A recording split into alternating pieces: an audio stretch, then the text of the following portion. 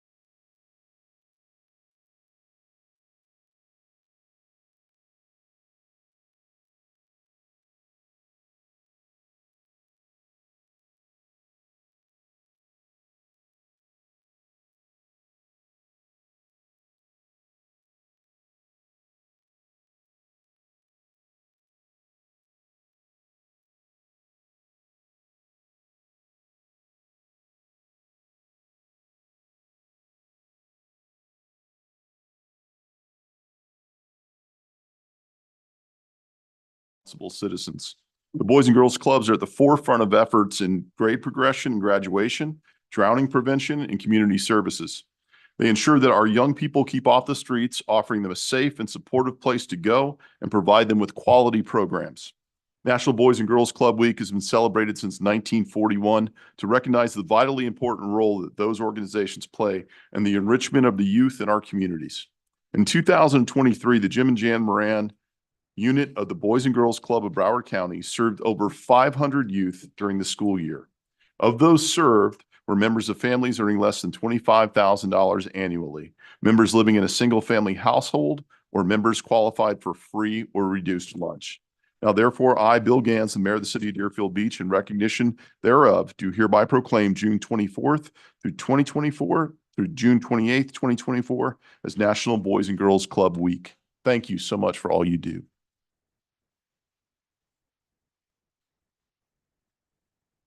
Do we have a representative for the Boys and Girls Club here tonight?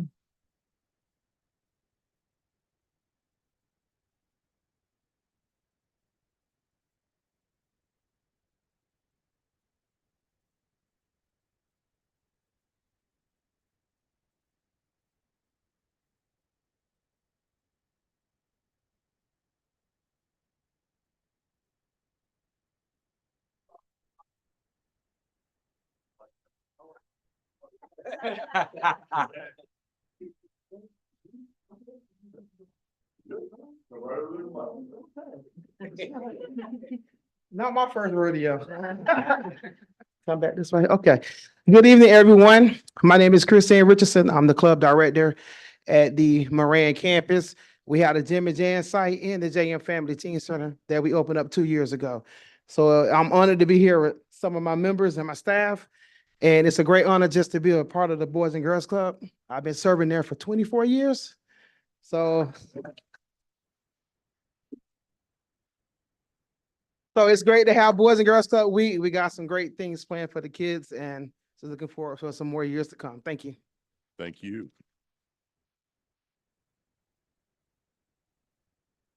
Apparently, they started hiring at the age of 5, so I don't know how they were able to pull that off.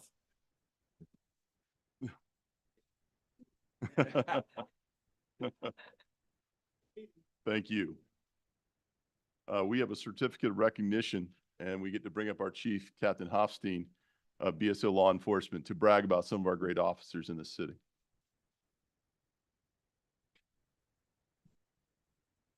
Thank you, Mr. Mayor. Good evening, distinguished mayor, distinguished commissioners, Mr. City Manager, and distinguished citizens of Deerfield Beach. Always an honor to be here.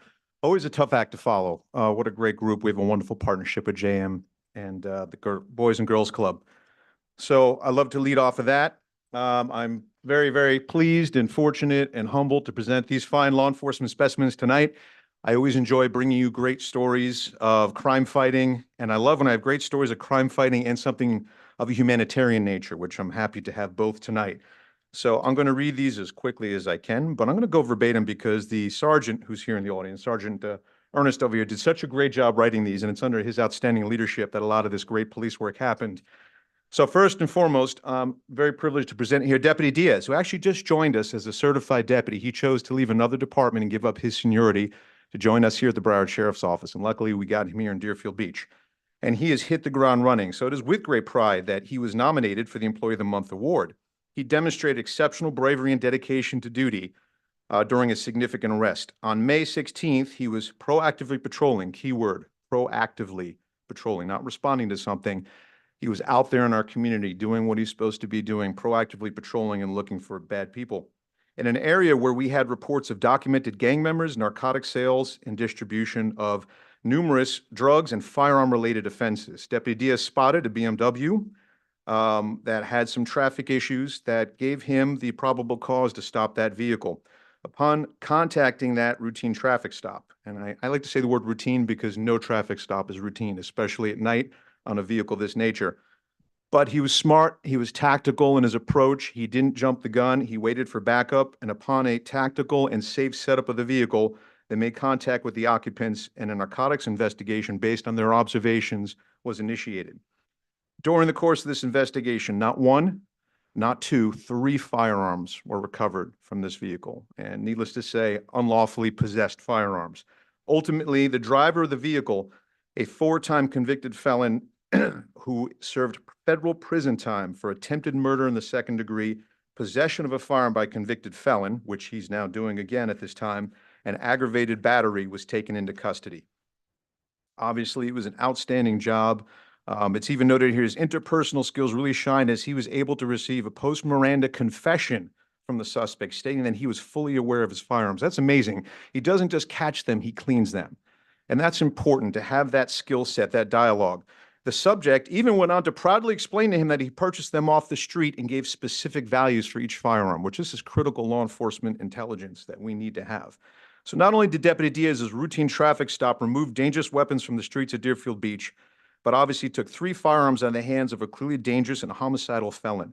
Deputy Diaz's vigilance and diligence prevented and deterred potential harm to the community.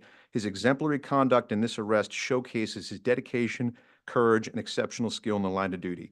For this outstanding performance and unwavering commitment to keeping the community of Deerfield Beach safe at night while we all sleep soundly, I wholeheartedly recommend, and he was chosen as Employee of the Month. Outstanding job, Deputy Diaz. Interest of time, I'll move on to the next one. So this gentleman here, everyone should know him well by now. I think this is his 7th or 8th appearance, Detective House. Detective House has been a longtime member of the Deerfield Beach team, and he's also assigned to our BAT, our Burglary Apprehension Team, which is a regional team that fights these crimes all over the county. I know what you're thinking for unselfish reasons, but it's quid pro quo. It works very effective for Deerfield Beach because of his connections here. That team is routinely back in our city, bringing those extra assets we would not have otherwise. So once again, Sergeant Ernest wrote to formally commend Detective House for his exemplary performance in the apprehension of a suspect involved in an armed carjacking that occurred in Palm Beach County, actually. Deputy House demonstrated on June 2nd outstanding intuition and dedication to duty while on patrol. Upon receiving information from FHP regarding an armed carjacking with a rifle, Detective House chose a path of travel that he determined would likely intercept the suspect. His intuition and his deductions were correct, and as this played out, he located the suspect vehicle alone, just based on his intuition, no technology assisting this, matching the description of the suspect's car, and began mobile surveillance on the vehicle. Displaying exceptional situational awareness and tactical proficiency, Detective House maintained a discreet yet effective surveillance of the vehicle until it came to a stop at the suspect's listed home address, needless to say, here in Deerfield Beach. Deputy House then conducted a high-risk felony stop with precision and control, ensuring the safety of all involved. And note, all involved means your suspect as well. His actions directly led to the successful apprehension of the suspect without further incident, preventing any potential harm to the community and bringing a swift resolution to a dangerous suspect. The professionalism and quick thinking consistently displayed by Deputy House are commendable and reflect the highest standards of the Broward Sheriff's Office and what we expect of our personnel here in the Deerfield Beach District. His actions not only underscore his commitment to public safety, but also serve as a testament to the quality of our training and effectiveness of our law enforcement strategies. Outstanding job, Detective House. Sarge, you're stealing my thunder. I usually kind of add a little bit up here, but these are really wonderful. Last but not least, I have 3 deputies here that were involved in a situation that I'm really love to share with you. This happened on May 21st, and Deputy Caldwell, along with his trainee at the time, Deputy Naglia, who's new to the agency and new to the team, along with Deputy Manikis, who also was another 3rd or 4th time appearing here, responded to a call of an individual threatening to commit suicide. This is actually occurring at a high-profile location, actually at our pier. So this was called in by passerbys and city staff that an individual was sitting on a bench at the Deerfield Pier threatening to hurt himself. These deputies arrived on scene and began walking along at the pier in an attempt to locate the subject. After reaching the north side of the pier, contact was made with the individual who was observed drinking a bottle of Jack Daniel's whiskey. The bottle was half empty. Immediately upon seeing law enforcement's presence, the subject became verbally aggressive and began yelling at deputies, stating he didn't do anything wrong and questioned their authority as to why they were there. In a calm demeanor and voice, as to de-escalate the situation, Deputy Caldwell, recalling meeting the gentleman on a previous day, began speaking with him. The subject calmed down for a brief moment and began revealing his sorrow and pain as he reminisced about the death of his son from a drug overdose just 1 year prior, in addition to losing his wife to cancer 3 years prior. Within moments, the subject's mood swings began violently escalating, unfortunately. He began threatening to use physical force in the deputies, citing that he was a retired veteran and Army Ranger. Even though these deputies were within the guidelines to use force on this subject, they recognized the sensitivity of the situation.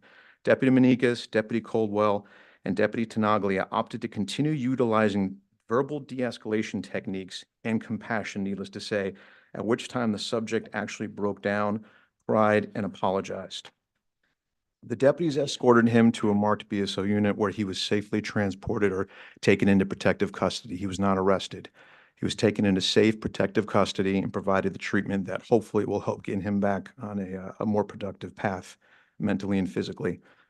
The sergeant who wrote this said, "I was on scene the entire time and witnessed the aforementioned deputies' actions. The deputies were faced with a critical incident whereas a subject was in close proximity of water and made threats to commit suicide by intentionally jumping into the water to drown himself. I am recommending these deputies that they be recognized for their heroic actions, the challenges these deputies faced, and the professionalism they displayed, even when they were within guidelines to utilize physical force, instead opted to revert to their verbal de-escalation training. This is a perfect example of how many hats that law enforcement officers and our deputies wear and the challenges they face on a day-to-day basis. On this day, a citizen's life was truly saved in the immediacy and hopefully in the long run. So to all of you, I thank you very much. Thank you all for allowing me to bring you these wonderful stories.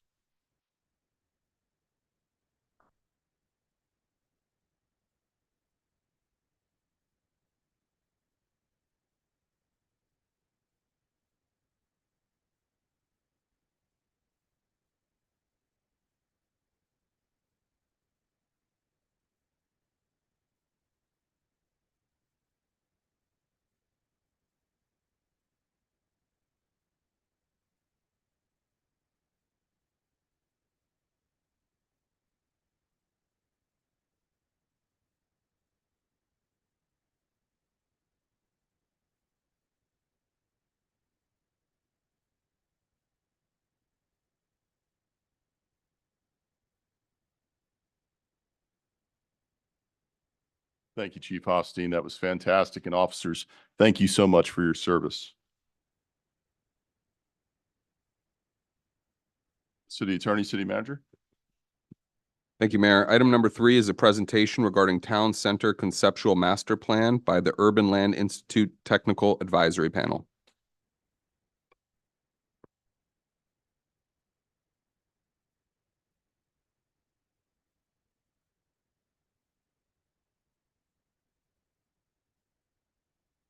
Good evening, Mayor, Commissioners. David Santucci, City Manager.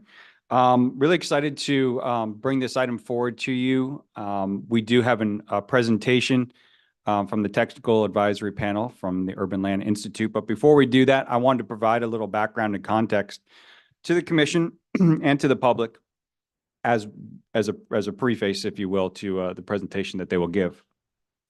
So first of all, why this study area? So first, it is an area that has 3 major Deerfield Beach properties that are in condition of deterioration.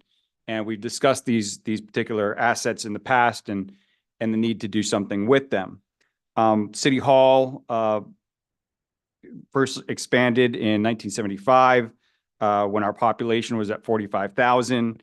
The building is in poor condition. It's undersized. Of course, leads to inefficiency in the delivery of services to our citizens. You have BSO headquarters, which was last updated about 30 years ago. It's not capable of meeting the needs of today's contemporary law enforcement. And then, of course, you have Pioneer Park, which is a great green space park asset to the city, but highly underutilized, and it's a little disconnected in terms of the current uses and the current amenities that are in the park. And then, of course, it is obviously the ideal location as for Pioneer Grove's redevelopment anchor. So now why the Urban Land Institute? So they bring world-renowned experts on land use issues, parks, public facilities, active urban areas, transportation, city planning, design, and landscape architecture. All of you are very familiar with the outstanding work that they do as it relates to previous project that they've worked on for the city. And I think a great example of that, and I'm going to skip this bullet, the second bullet, is Sullivan Park. Sullivan Park is a product of the Urban Land Institute's Technical Advisory Panel. So we've had success with them in the past in terms of projects that we've brought forward. And they also bring an outside perspective, you know? So they're coming in with a fresh set of eyes, and their expertise and their ideas may bring to light some things that maybe we never imagined. Communities all across the nation, they take the ULI TAP recommendations and they use these as a basis for their redevelopment and their improvements that they need to do within their city. And so this exercise really becomes the basis for us to start having more fruitful discussions about the vision of this area. And this exercise that we have done over the past 2 days was a part of that. Background history, just in terms of the various planning exercises that have got us to where we are today. But more importantly, I want to reference the 2006 Citywide Economic Development Strategy report, where it was very apparent to say that this area in particular is the catalytic project to bring Pioneer Grove and the economic development to the downtown area. So for the Technical Advisory Panel event that took place over the past 2 days that will culminate with tonight's presentation, the various methods of outreach that were used included press releases, website, social media, individual random postcards sent to our residents out in the community, distributed 1,000 per each district. And then we also held we're holding 2 public meetings. One being a daytime meeting for that demographic, and then of course tonight's meeting for another demographic. So we really had a broad range of individuals who looked at who took the survey, which was helpful, very helpful for this very first visioning session of what this area could become. So speaking of the survey, we had 756 participants. With those 756 participants, we had 1,171 provide written comments. 87.95% felt that inclusion of green space and parks was very, very important to this downtown development. And 51%, a little bit more than 51%, supported space for things like entertainment, community events, and gathering. And the 39% would support it depending on the scale of that. So just reading between the lines, don't bring American Airlines Arena to this area, maybe small scale, amphitheater or something to that effect. 49% feel that access to public transportation in the development of any type of project in this area is important, and 24% thought it was somewhat important. I want to turn your attention to the graphic in the top right-hand corner of the slide, where you can see the demographics of those that took the survey, which was very encouraging to see that, our outreach did what it was meant to do, which is reach multiple demographics throughout the city.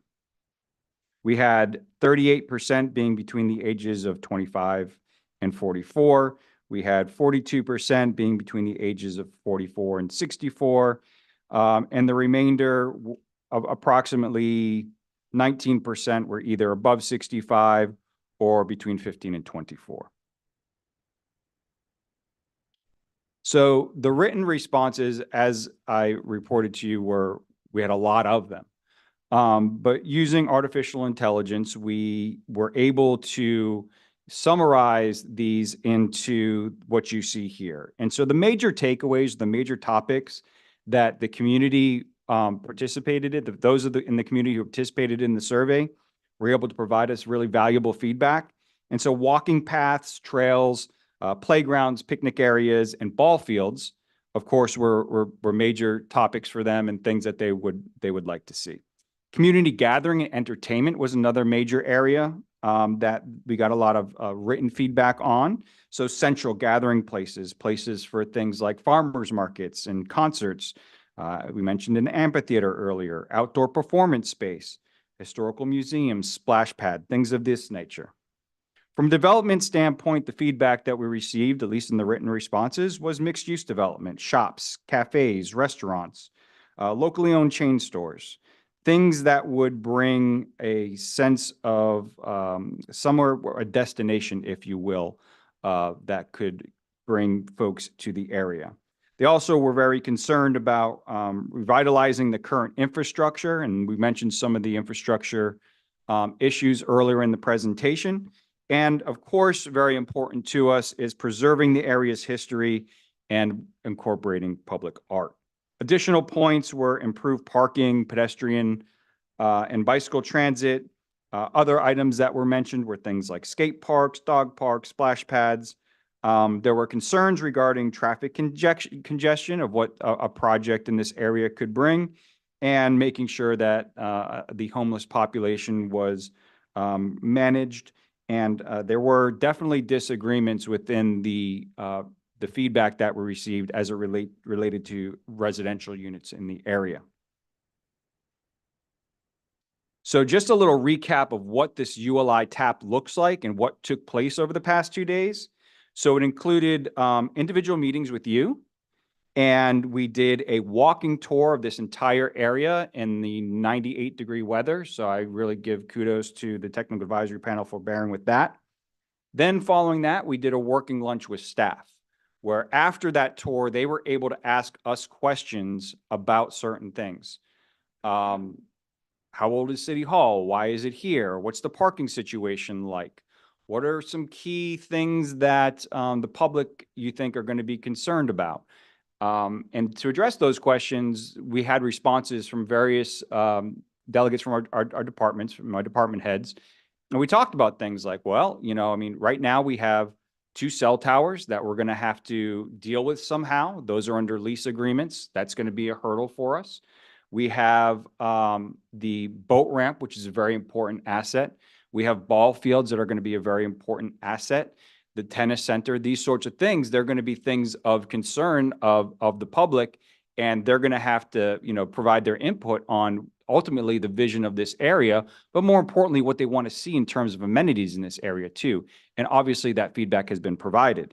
So again, this is a, I would say a springboard for the visioning of what this area could be, and nothing more. We have we had a public meeting at 2 p.m. yesterday.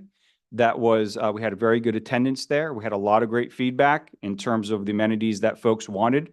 Predominantly, we had a big turnout of folks who use those ball fields on a regular basis, and they voiced their concerns about wanting to maintain the presence of Little League there. And then there was a panel discussion and deliberation amongst the TAP themselves. Today, what they do, you know, they don't sleep at night, apparently. They just think about this stuff all night and then show up the next day ready to work. So they were all over at the Hillsborough Technology Center, and they did a working, they worked till right now to basically come up with what they are going to be showing us. And frankly, we don't really know what that is. None of us do. So when I talk about next steps, there's a question mark there for a reason. And that's because this is an independent analysis of what they have learned and what information they've been provided thus far. And so we get an opportunity to kind of see what their thoughts are. And I'm sure they've done a terrific job, but it becomes the basis for us to say, yeah, we like this or we don't like this. And we get to get the community feedback. And again, it is the basis of a visioning for this from a community perspective. So I really look forward to their presentation, but I wanted to provide some background to this of what it is not, how we got here, more importantly. With that, I'd be happy to take any questions from the commission before I turn it over to the Urban Land Institute. Commission, you have any questions for Mr. Santucci? I just have a comment to say, and I think, you know, our success with the Urban Land Institute has been tremendous. I think most people would say that Sullivan Park is a huge hit. And the people, not just in our city, but people in other cities that I know are jealous of what we were able to do. I've heard from Boca Raton, Pompano, everywhere that really are impressed with what happened. with Sullivan Park. And we wouldn't be able to do that without the input that we got in working with the Urban Land Institute. I think there's some misconception out there that there's a plan, there's a done deal, and this is going to happen. And I think sometimes it's about selective verbiage that's used in a lot of these things. When you say things like municipal development, when you say development, people automatically think there's a bunch of developers coming in and they're going to buy city property and they're going to develop. That's absolutely not the case. Absolutely not. I haven't heard anything along those lines, and that would not be something I don't think anybody up here would entertain. I don't think that's what the public wants. But I think when they hear that, they get nervous because they think a predetermined plan has already been developed and this is what's coming forward. That's not the case here. What this is we want to hear from everyone to find out, what do you want? What we think we know what you want. We know that we might have some ideas that we think would be great to have in our city, but we want the public engaged in this. It makes our job a lot easier when you guys come out. It doesn't make our job easier though when we don't do a good job of communicating exactly how we're going about doing this, because then people get upset and they get angry. When you get upset and angry, you're not exactly expressing your best ideas of what you want to see. What we hear a lot of is, I don't want this, instead of, it would be great to have this. And if we keep it in a positive standpoint of what do we want to go there, it's going to be a much better situation. So I encourage, as we do these things in the future, that we communicate that better, because while I know we're doing tonight and we did yesterday, we had a lot of people show up, and that's fantastic. And I think if our goal was to get a lot of people to come out, we accomplished that. But I think we did that probably by upsetting them rather than inspiring them to come out. So we got to watch that in the future, in my opinion. But, and I couldn't even attend because conflicting with my regular day job. So it becomes tricky on that. I encourage us that when we do those things, we explain what we're doing. We're going to do a daytime one to help people that can only come in the daytime. We're going to do one at night so people can come at night. Not that we're trying to do it in the daytime so we can slip one past people. And I think that's sometimes people like to run with that. I can tell you right now, if the city, and I've seen it from this city, before I got in office, the thing that inspired me to run for office is the city did deals without people knowing and the public engaging in it. They sold a parcel of land on the Villages of Hillsborough Park to put in a cell tower. They never told us, never had a public meeting on it at all. And we just saw a concrete slab being built. That's what got me to run for office. If we wanted to do things without you all knowing, we surely wouldn't have a big workshop and get you guys here. So I just want, in case anybody's any misconceptions that this is a done deal, there's some ideas or pre-planned or anything like that, what this is just a sharing of concepts and ideas and getting public feedback so we can understand what you want and how do we come up with a plan long-term to achieve those goals. Pioneer Park had a plan a long time ago. There was money that was put into it, a bond, I believe, long before I was in office, and a lot of that stuff never came to fruition. So we want to make sure it's planned right with public input and we can carry it through in the future. And I think that's what our goal is. Am I wrong? My goals are your goals, Mayor and Commissioners, but if that's your goal, so it is mine as well. Okay. I just want to clear the air before everybody gets riled up. We want to hear the positive, we want to hear what you don't want, but we want to hear what are the ideas of what you'd like to see. And this isn't about being a done deal. I think any conversation about that is kind of a waste of energy because that's not the case at all. But we can do better kind of communicating that. So if anybody's had any confusion out there, certainly I apologize, for that. Vice Mayor Drosky. Thank you, Mayor. Just to piggyback on that, I spent the majority of my day today fielding phone calls from residents that couldn't attend the meeting yesterday, and I assured them that there was nothing that was preconceived or pre-planned for this particular project. The ULI, the Urban Land Institute, is outside experts. To my knowledge, none of them live in the city of Deerfield Beach. They took 2 days to come and visit our city, and they're going to be giving us some initial findings tonight, none of which any of us up here know what the recommendations are going to be. So I want to thank them for their time for the last 2 days to come and give us these findings for this particular area, because if you walk around this building for 1 minute, and we've said that at many commission meetings before, this building is about ready to fall in. My office, no joke, when it rains, which is probably right above us, whenever it rains, it's Noah's Ark in my office when it rains from all the water that comes in. The police station next door is worse.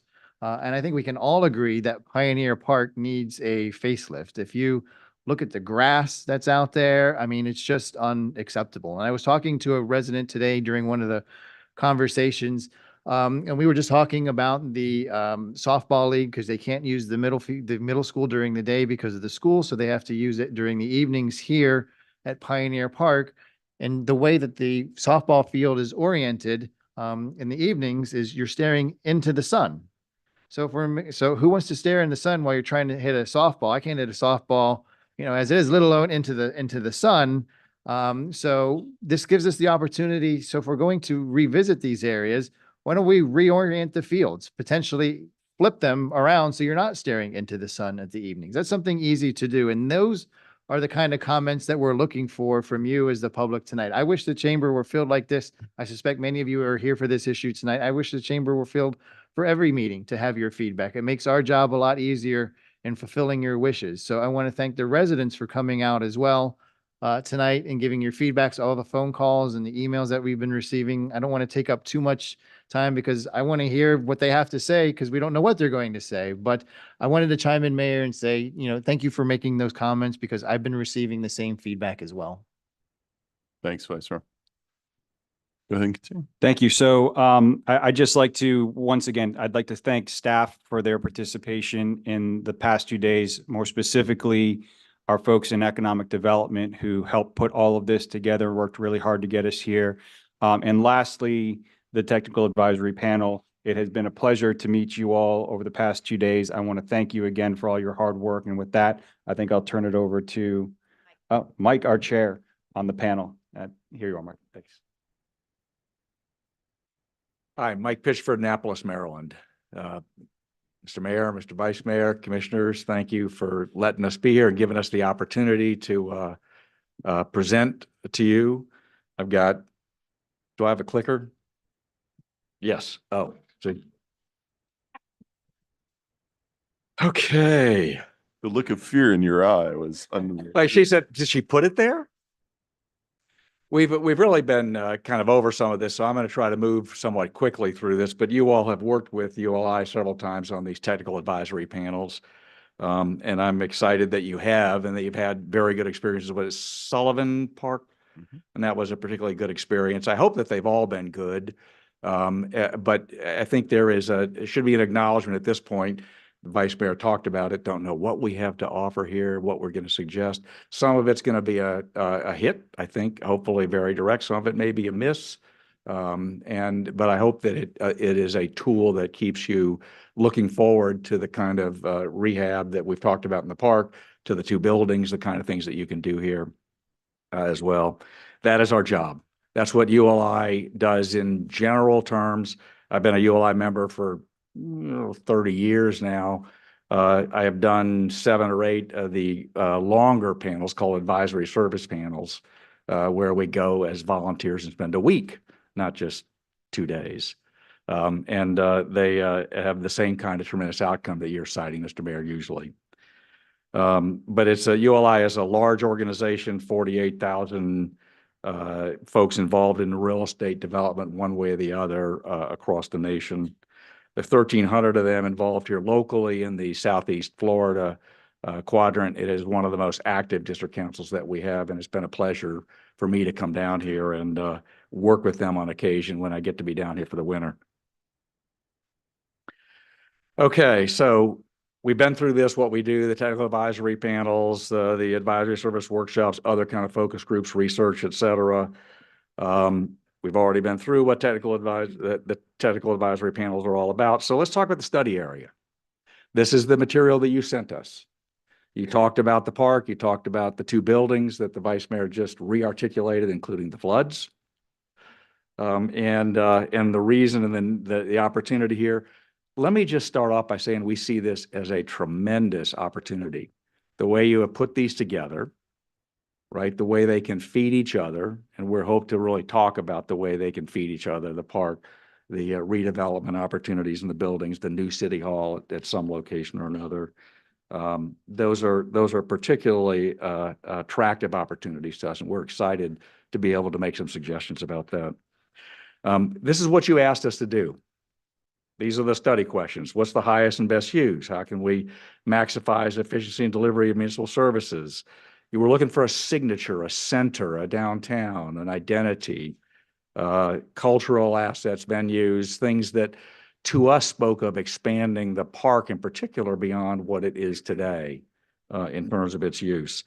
Community's history was an important feature. In Florida, history is, I don't know, 1920s, how far back do we go here in terms of buildings in town? Right, 100 years, right? So that 100 years, what goes back that far is really important to us. But the layout, best use, economic viability, you talked about all of that in the questions. And we took all that in briefing materials, despite only being on the ground here about 36 hours and never sleeping, as somebody pointed out. We took that in briefing materials in advance. We had tours, the walking tours that the city manager cited, and driving tours of the area. Several of us went back there this morning, went through the area. We'll talk about that a little bit a little bit later as well. Interviews that we had with you all and visiting with us there. Looking forward to hearing more from you. The survey results, which we had heard bits and pieces of, and we got this great summary of this afternoon as well as we were completing our recommendations. And of course, the report to come, which we're going to outline for you tonight. Again, I've had the pleasure of leading this panel. I want to just quickly walk you through the other panel's expertise, and then we're going to get down to some of the anticipated, I hope, kind of results. I'm a recovering banker and a freshly retired affordable housing developer. Stephanie, who is going to talk to you about our transportation, et cetera, is a transportation and traffic engineer. Amy, who is, my time's up already? Okay, we'll see y'all later. We asked them, just so everybody knows, we asked her to put the timing up there so we could try to keep this in a reasonable time frame. Obviously, I'm setting a bad example. Don't do this. Amy is a landscape architect, and she was very, very important in pulling together the park information. We have 3 planners in a row here of slightly different flavors each, but the planners were very important.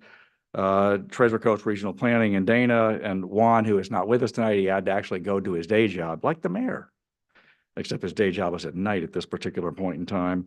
And then Twee also has that sort of public planner redevelopment expertise working in Palm Beach County. So that we were hoping that piece would particularly tie in here. And Tom, who's a commercial real estate developer. So the development views, the planner views, the landscape architect, et cetera, were really important in pulling this together. So here's what we learned in a nutshell. People love the park. Okay, no question about that. There's a lot of history there. There's a sort of sense in the public that City Hall needs work as well. I don't know if they've been in your rainstorms, but they understand that. They want a vibrant downtown. They want the same thing you do, some sort of a place that they can see and acknowledge. The ball fields were clearly very important to folks. The boat launch ramp we heard about as well. We know how important that is. We're actually hoping to expand upon that. Shade. I can't tell you the number of times we heard about shade and how important that was. Parking and transportation options are limited. I think this all led us to a couple of very important general conclusions. Eller is a very important street for this, and it really creates an important knitting together of sort of the north and south opportunities here. The park is really underutilized. There's a lot more that can be done there. We heard very specifically from folks about that. There are uses in the park now that we feel like can move. We're going to show you some of that. There are park concessions and other things that we think will enable you to activate it. We think the City Hall can move a lot of places. And we're looking forward to showing you some examples of that. The cell towers, yeah, you can't move those. But we think we can put the actual antennas on something else at some point and keep your leases going, keep those things covered. More parking is clearly needed. We heard that loud and clear. We're going to show you a parking plan. And we are going to also show you how important Second Street is as an entry to this area, as a front walkway leading into Eller and into the park. Okay, this is the tell you what I'm going to tell you part. These are the 5 general topics. Downtown, the park activation, city hall and development opportunities, parking and mobility. We'll tell you how to park and transit, all of that stuff, and some implementation ideas. Thanks. Yep. Thank you. Good evening. It's a pleasure to be here, and thank you to the city. I'm Tom Roth. I am the commercial developer in the group. So I look at things through a certain lens. My experience is in developing placemaking and places which are people places around the world, Barcelona to Miami. And I have to say that I'm extremely excited about what you have here. It is one heck of a property, and it has a tremendous amount of value, and I think it could be a real asset to you and for the citizens. It's the traditional heart of Deerfield Beach, as we understand it, with the city hall and some of the older retail that lines second. It was at the heart of civic life, we believe, here. It has prime inland waterfront, which is very rare, and it's owned by the city, which is a real asset. And it's distinct from the beach, which has an identity and draws a certain clientele and different people from a lot of different places. It's distinct from the US 1 corridor, which is heavily retail with a lot of strip malls and a lot of traffic. And from the I-95 interchange, which has its own office and hotel and activity there. As you can see there, it's in the heart of the city, and it really is unique because it's owned by you, and it creates a rare opportunity for you to create a place, and for you to create a place that is by Deerfield Beach and for Deerfield Beach. It's an opportunity to enhance walkability, increase connectivity, activate the waterfront, design a park for everyone, and create a destination. It could become a place for locals to engage, which promotes community, a completely updated park, which has active sports and a passive green space element, and then an adjacent urban district, which is synergistic with the park. And then a district that celebrates the waterfront, connects to Hillsborough, and pays tribute to local history. In essence, it could become the living room of Deerfield Beach.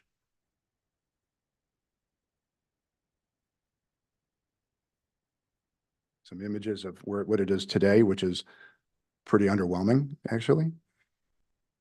And there's real value in this property. And I'll elaborate on that in a moment. And I'm going to hand it over to Amy about Pioneer Park to discuss more specifics. Thank you, Amy Harbert. So I do feel like I got the most exciting part of this project to talk about tonight. When we heard from the community this past couple of days, we heard mostly about Pioneer Park. We heard everything that's on this screen and then some, so this is just a brief summary. But we know that we really want to create this entertainment area. We want to create farmers markets. We want to create all of these places where the community can actually come together. But we need to do it in a right size manner for the municipality, and hopefully create some really unique spaces that provide multi-generational activities, ample shade, the ability to walk around the park without being disconnected via, curbs or grass or just disconnected sidewalks in general. But we also think that there are some additional park program opportunities that can truly start to combine all of the things the city has been asking. And we think that can be event lawns and stage areas, flexible lawns for passive activities, children's play areas, shaded games and or grilling zones, looking at games kiosks, which allows you to sort of maybe rent out some games and then head into some shaded nooks and be able to play, whether it's ping pong or cornhole or something like that. So really starting to activate some of the zones of the park right now that don't lend themselves for anyone truly wanting to be out there on a hot summer day. Another big component of this is to activate the waterfront and connect to it. Because I think sometimes when you're standing in that park, you really don't have any idea that that waterfront is there as a major asset for this community. And then again, we also heard providing picnic areas, places for people to sit, have a birthday party out in the park without having to go rent something. So when we looked at the site and we looked at the existing conditions, we noticed that, in addition to some of the places being underutilized, it is dominated by one main use. And in order to get some of the additional program and the activities that the community requested, we recognized that, as I think someone already mentioned, some of these uses may be mobile. We may be able to take a look at where they can move, get some proper orientation, and provide a park that, again, can meet many of the needs that were requested. So I want to preface this drawing by saying, again, we had one day. This is a vision for how things can lay out, how things may be able to be better integrated along the site, and then do all the things that we just talked about. Take advantage of the waterfront, provide some event space, provide some shaded nooks where people can have picnics and those kinds of things. So I'm going to walk you through the plan, and we're going to go west to east loosely and then hop back up to the waterfront. If I did that correctly. So let's see. So what you're seeing here is really just a lot of visioning of these programmatic activities. Some of these are parks that I have worked on in my previous life with a previous firm, and they are all municipal parks. So it can be done, and that's what's truly, truly exciting about this. So when we take a look at where the tennis center is currently, it sits on a prominent corner of the park. And the idea here is that this might be an opportunity to provide some of that multi-generationality, if I can get that one out, some creative spaces for children, learning environments, cultural and historical components, all in this one little zone. Providing one large pavilion also allows for a multi-program approach. So if someone wants to teach somebody how to learn how to grow tomatoes, this can be a summer program activity that can be included in the park. And again, you don't have to rent out space. The adjacency to the playground, the adjacency to the stormwater infrastructure, which we want to celebrate as a part of this park, gives opportunities for, learning and teaching as well. So we see this corner as not only, this gateway potential, but a wonderful, wonderful place for a lot of activity, checks off a lot of boxes, and can do so in a very shaded environment. So image on the upper left is one of these nooks that I'm kind of talking about. You can have some of these built-in chess components, and you can tell by this image that we've kind of got dad, son, and maybe a friend. And then when you look far in the back of this photo, there's opportunities for the community to start to volunteer on some of these gaming kiosks. And so we have people who are willing to support this park and support some of those program activities. The image on the upper right could be another opportunity, like you did at Sullivan Park, to invite the community to build their own artwork. So murals, anywhere we might need a wall, those can be opportunities for everybody to come together, sort of, vote on what they want to provide. It could be historical, it could be cultural, who knows.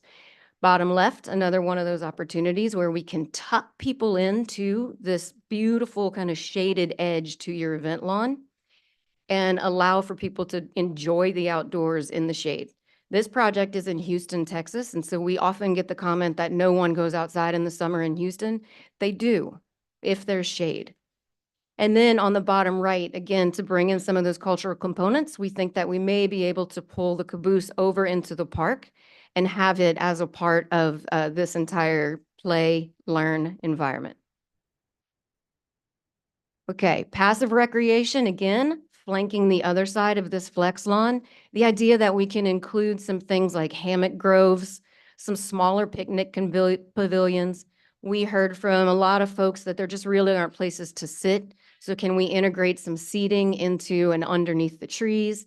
and then provide opportunities to, have different kinds of textures and environments to be able to walk and enjoy the park. So looking at how you can deal with this actual lawn. Did I pass one up? No. The lawn, the edges of the lawn on maybe a large event in the upper left. How these spaces might be able to be used when it's a Saturday morning and you're having a party with your children. The idea that taking advantage of this water and this drainage can be an opportunity for a different experience, a totally different experience within these really natural planted areas. And then looking at the event lawn and how that can be activated when there is not an event going on. We did miss one. Let me go back real quick. Well, I'll explain using this slide. Okay, so the large open green space in the middle there can be divided into two pieces is kind of how we envision it. So as you approach the waterfront and the stage, we can imagine a gentle slope that would function as an amphitheater, an upper terrace closer to some of these areas along the sides where we're going to heavily plant those sides could be where you are truly using it as flex lawn space. Okay. Looking at the waterfront, we see an opportunity to create a really long vista down that flexible lawn all the way from the street. When you hit the top of what would be considered that slope down at the amphitheater, you're now looking through the events pavilion into a newly opened and cleared opportunity to see that river. We think there is fabulous event space here as well, where you can kind of maybe even rent out a pavilion along the left-hand side. That could be a number of kiosks for a different point of sale opportunity and dining experience. Maybe over to the right where we get closer to the boat launch, you could have kayak rentals, paddleboard rentals, or maybe even a little store for provisions with your boat. We do not intend at this point in time in this plan to really touch the functionality of the boat launch, but we do see an opportunity to even increase some of the uses, add a marina potentially, or additional boat dock, and allow people to enter into the park via the river. And then finally, the active area. So again, this is not a full design, but what this is a test fit. And what that allowed us to do is to see that we can actually improve all of these facilities, combine them in one location that we're calling active recreation, and be able to fit all of this within this park. So we see a wonderful opportunity to free open that middle space and improve upon all of the assets that are currently there while adding additional assets for the community. And so that was the north portion, and now I will turn it over so we can discuss the southern portion. Thank you. Thank you. Thank you, Amy. Great job. Good evening. My name is Dana Little. My day job is as the Urban Design Director for the Treasure Coast Regional Planning Council. This is my first ULI TAP, so thank you, team, for having me. I was given the privilege of looking at the sort of urban conditions south, and I want to sort of take you through that step by step, because we heard ideas through the survey, through our interviews, through our conversations with you as a commission and with the community, a lot of concerns and desires about the park itself, but also some interest in having restaurants. It's been referred to as a downtown. And then we also know that considering the state of the current city hall and the moving of the police station at some point, you may free up some land for opportunities to do some redevelopment to actually create that downtown. So we felt that these two ideas were not incompatible. In fact, they could create synergies between one another, an improved park to the north and a downtown fabric to the south.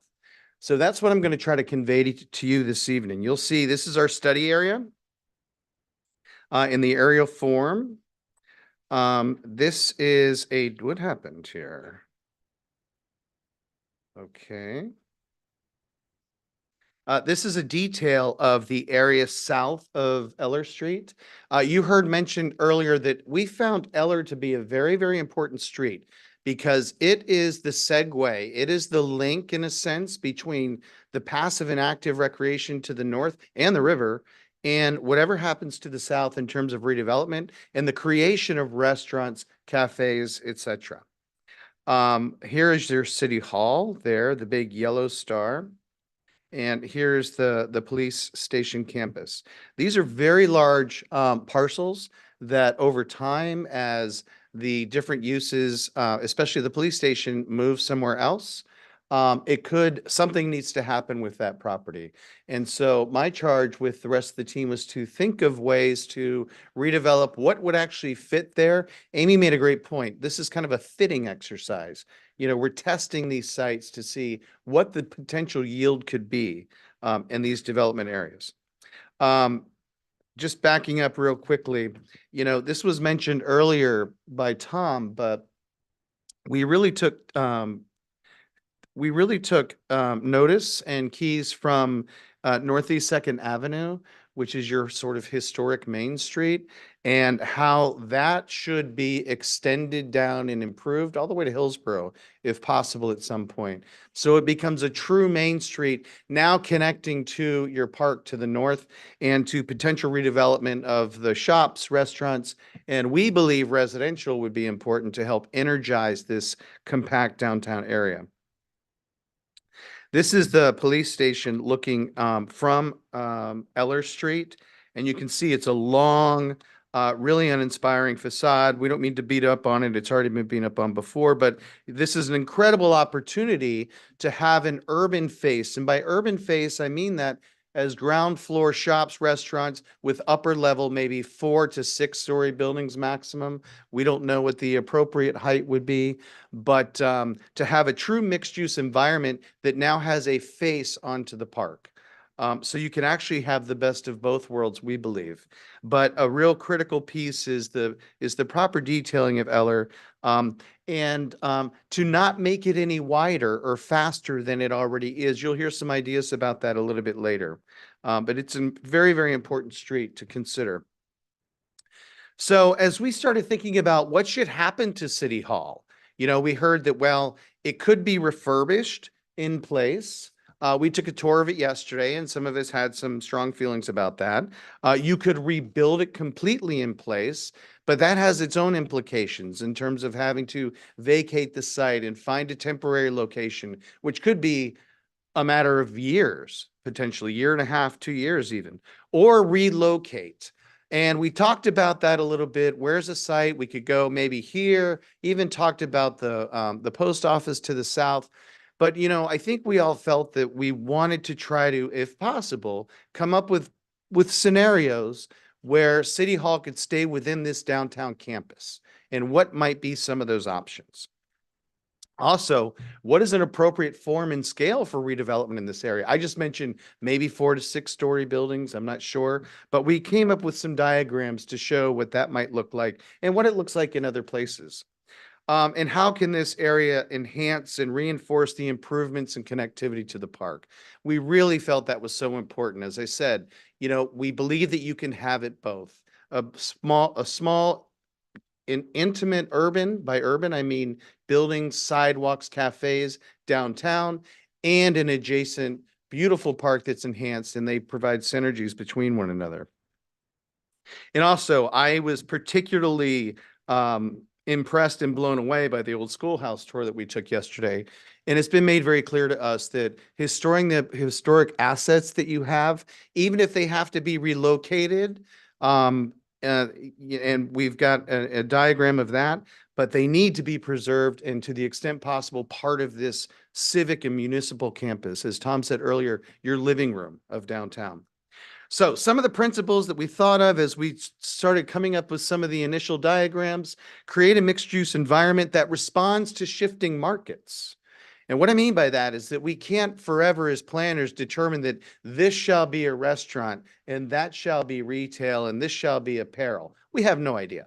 But you want to design buildings and in urbanism that can be flexible over time to change with the marketplace. If it's a restaurant 1 year and perhaps a shop or an office another year, that's perfectly fine. What's essential is that you get the form of the streets and the public spaces correct. As I said already, Second Avenue, we really need to emphasize that as your downtown main street. And any redevelopment that comes in the future must conform to that principle and that vision going forward. We heard about shaded, pedestrian, multimodal connections throughout this downtown, from Eller down to Hillsborough and from the FEC tracks over to Fourth are really, really important. And maintaining that network of streets and alleyways is critically important. If you start to break down these connections by agglomerating land and allowing developers to come in and build bigger blocks, what that does is it reduces the dispersion of traffic. And I don't mean to sound academic, but the fewer roads that you have means that those you have left have to get bigger and bigger. And that's exactly what you don't want to do. So you want to maintain your skinny, small streets and make more of them if possible. Parking is important. It's the unfortunate nemesis of having successful areas. You know, nobody likes parking lots, but everybody needs to park somewhere. So design your parking or accommodate parking in a way that there's enough, it's close to where people need to be, but it's not the most prominent feature of your downtown. Prominent parking garages and surface parking lots are a killer to downtown environments. We know that now after having, you know, tried to fix them for decades. And on-street parking is critical. That's like the cherry on top of the pie.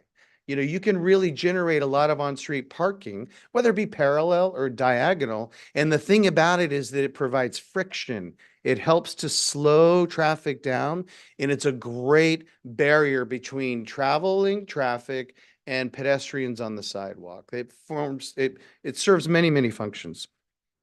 And again, as I said a few times, Eller Street is critical to linking the two. So we did many, many sketches. Lots of them are erratic. I wish my drawings were going to be as beautiful as the ones you just saw, but I'll go through them quickly.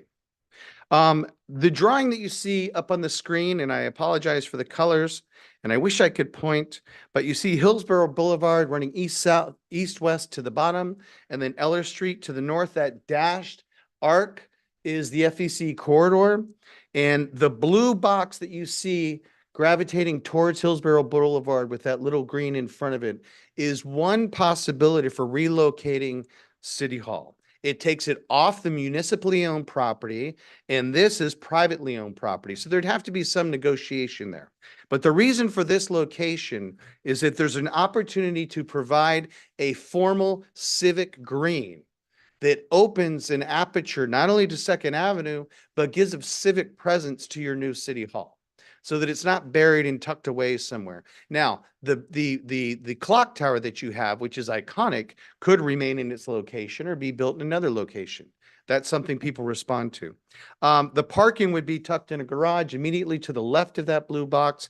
And what you see where City Hall and the police station where the sheriff's office would be some degree of redevelopment that would be mixed use and would have fronts of restaurants and shops facing the park and Second Avenue.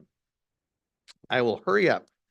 And in fact, to the left, you'll see that sort of similar formal lawn situation. This is the City Hall in Delray Beach. Second Avenue, this is a cross-section of what that could look like. So you've got buildings that are forming that beautiful street. Clematis Street on the right, lower right, that's exactly the condition that you have there. And so you already have part of this in Second Avenue. You should continue it all the way to Hillsborough. Option B, we show City Hall being rebuilt in its current location, which would be challenging because it would require relocating staff, but you could actually provide a civic plaza right at the corner there, similar to what happens in the lower left at the city of Delray Beach. That's an iconic plaza location, and you could even have the clock tower there. This is a section, a cross section to the upper left, which would show how buildings could be built facing Eller and then looking across to the park. And so you would have a relationship between the restaurants and the activity in downtown and what's happening at the park. And that's very similar to what happens in Delray Beach in the lower right on Atlantic Avenue. And then finally, I wanted to show you option C. This is the blue box down on Fourth, just north of Hillsborough. That's part of the sheriff's office property, but it does face a residential street. You'll notice the brown that's facing Fourth there. We're recommending that any development that occurs transitions to a lower scale. So that would essentially be like townhouses like you see on the left, because it is facing lower scale residential to the east. And so that's very similar to what you see in these townhouses here in Delray Beach. So we felt that relocating the city hall within the study area was very important to establishing the downtown. Keep it near the center of downtown Deerfield. And having the employees downtown maintains activity. Also relocating the sheriff's office outside the study area is very important. That seems to be something that will be born out of the facilities analysis. We did look briefly at the post office and the library, but we felt that their contributions to this area, we didn't see the significance of that quite at this time. By the way, I'm to throw in that a number of study or case studies are being done that are looking at other areas, other cities, and how they've addressed these things. And that'll be part of the report. And so I will turn it over now to Stephanie, who's going to talk about parking and mobility. Thank you. Thank you. As Dana mentioned, my name is Stephanie Guerra. I'm the transportation engineer on the panel. And as part of this study, we identified two major transportation and mobility issues that we wanted to make sure any future redevelopment in the area would address. The first being parking and how you're going to handle not just parking existing uses in the area, but any future growth that the city should desire. The other item being, how do you engage pedestrians along this corridor? We talked a lot about shade and making sure that we're activating the park, but how do we make sure that the park is connected to any redevelopment that is done on the south side of Eller? So as part of that, we identified kind of two major parking areas. Specifically on the north side of Eller Street, we identified that there could be some on-street parking, again, to help slow down vehicles on Eller. And also immediately to the west of the park, on the northwest corner of Eller and 2nd Avenue, that there could be a surface lot there. And the intention of those parking areas is really to provide parking for the day-to-day uses of the park, while we identified further south on the south side of Eller some potential parking areas, again, that could be wrapped with mixed-use buildings, so they're not an eyesore, but parking areas that could be mixed use and really help to provide that additional parking, not just for City Hall, but for potential future community events, should that be the desire. And what we found was that that allows us to move the vehicular access for those larger parking areas to the south side of First Street. And that allows us to make sure that we can make more of a pedestrian activity zone along Eller and along the north block of Northeast 2nd Avenue. And that's what you see in green there. We identified a number of potential mid-block crossings that could be utilized by the city. And on the next slide, we identified that this would allow the city, should they desire, to utilize the north block of Northeast 2nd and these few blocks of Eller for potential temporary street closures if they were interested in doing something like a green market, like an arts festival, like a food truck community event. And we think that would be a great way to really engage the community and make sure that we're designing this area for the community for the future. That being said, we looked at the condition on Eller Street, and it has a lot of things working for it, but we identified some potential future modifications that we think could really enhance the pedestrian connectivity along Eller. So you can see here there is the sidewalk along the south side of Eller Street in front of City Hall, but there isn't currently a continuous sidewalk around the entire perimeter of Pioneer Park, and we think that that could be enhanced to provide a better experience. There's also a limited number of pedestrian crossings. So if you're on the south side of Eller Street, crossing to the north side of Eller Street, you have some limited access opportunities unless you're jaywalking. So we looked at a number of locations. This is the City of Boynton Beach's City Hall on Ocean Avenue facing east. And they have a number of mid-block crossings to provide connectivity from the City Hall and the amphitheater on the south side of the road to the Historic Children's Museum and the Cultural Center on the north side of the road in order to provide that pedestrian visibility and provide enhanced safety. We also identified, this is Abacoa Town Center in Jupiter, has a similar condition with some on-street parking to provide enhanced access for the day-to-day, but also providing those mid-block crossings.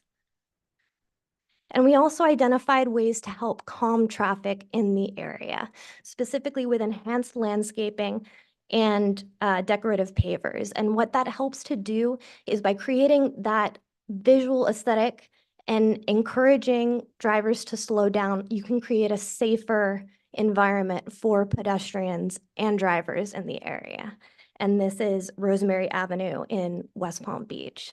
And what we also identified was a curbless streetscape, which allows you to, if you are interested in doing events and street closures for, a temporary community event, it would allow you to create that seamless experience for pedestrians to use.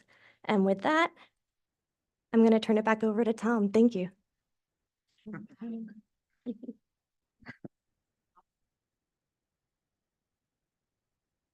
Creating a sense of place. So important here. And the partnership between the public and the private sector, it can't be emphasized enough how important it is. The public sector needs to provide the right environment for the private sector to make the investment, especially in an area like this, which hasn't seen a lot of investment from the private sector. And in the current condition it's in today, it may take some doing.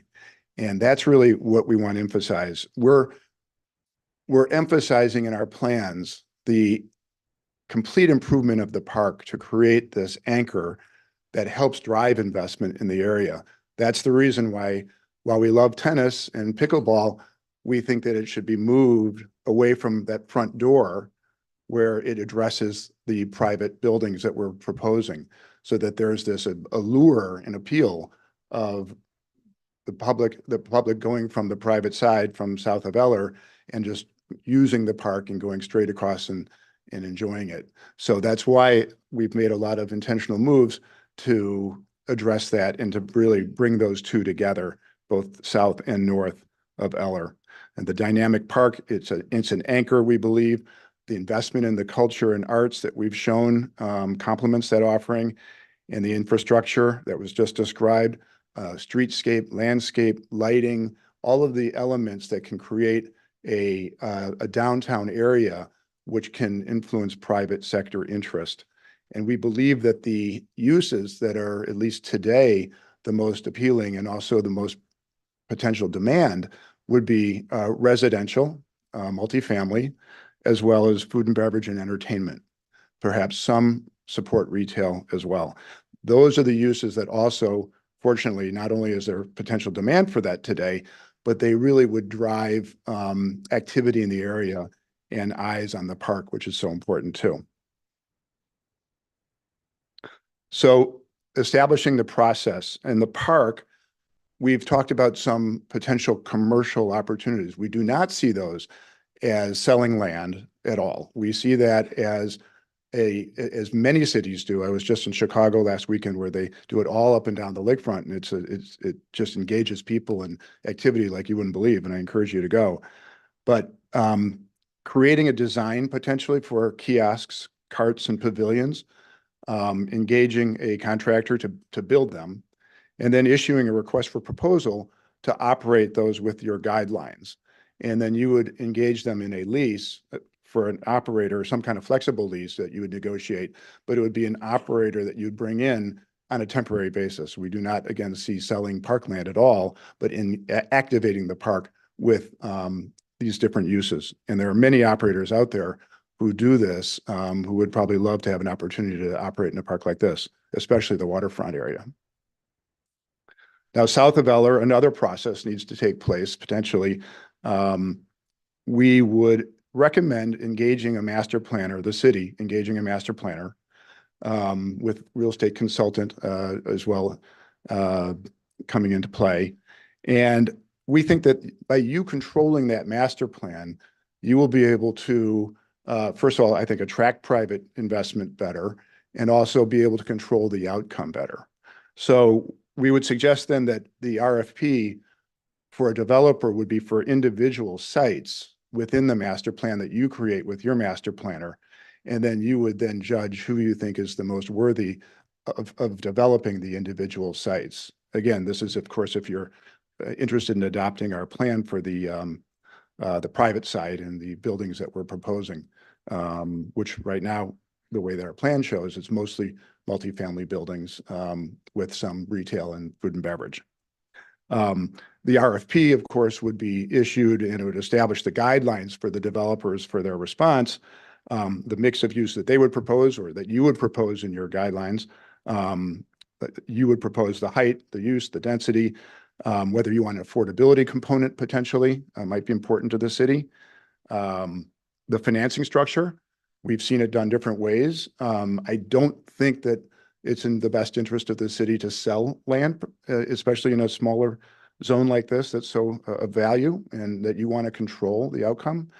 We think that long-term land leases are probably a better option. And there are a lot of developers who are interested in working with a long-term land lease, especially with multifamily developers, not necessarily condo developers, but that's not what we're recommending here. The terms would be they would respond with the price or that you would set the price either way, then that's something to be discussed, and a schedule so that you know how long that the developer is going to take to execute. And of course, the qualifications and the experience of the team are important. We looked at different uses. We've had Colliers, a benefit of Colliers studies also to help understand the market.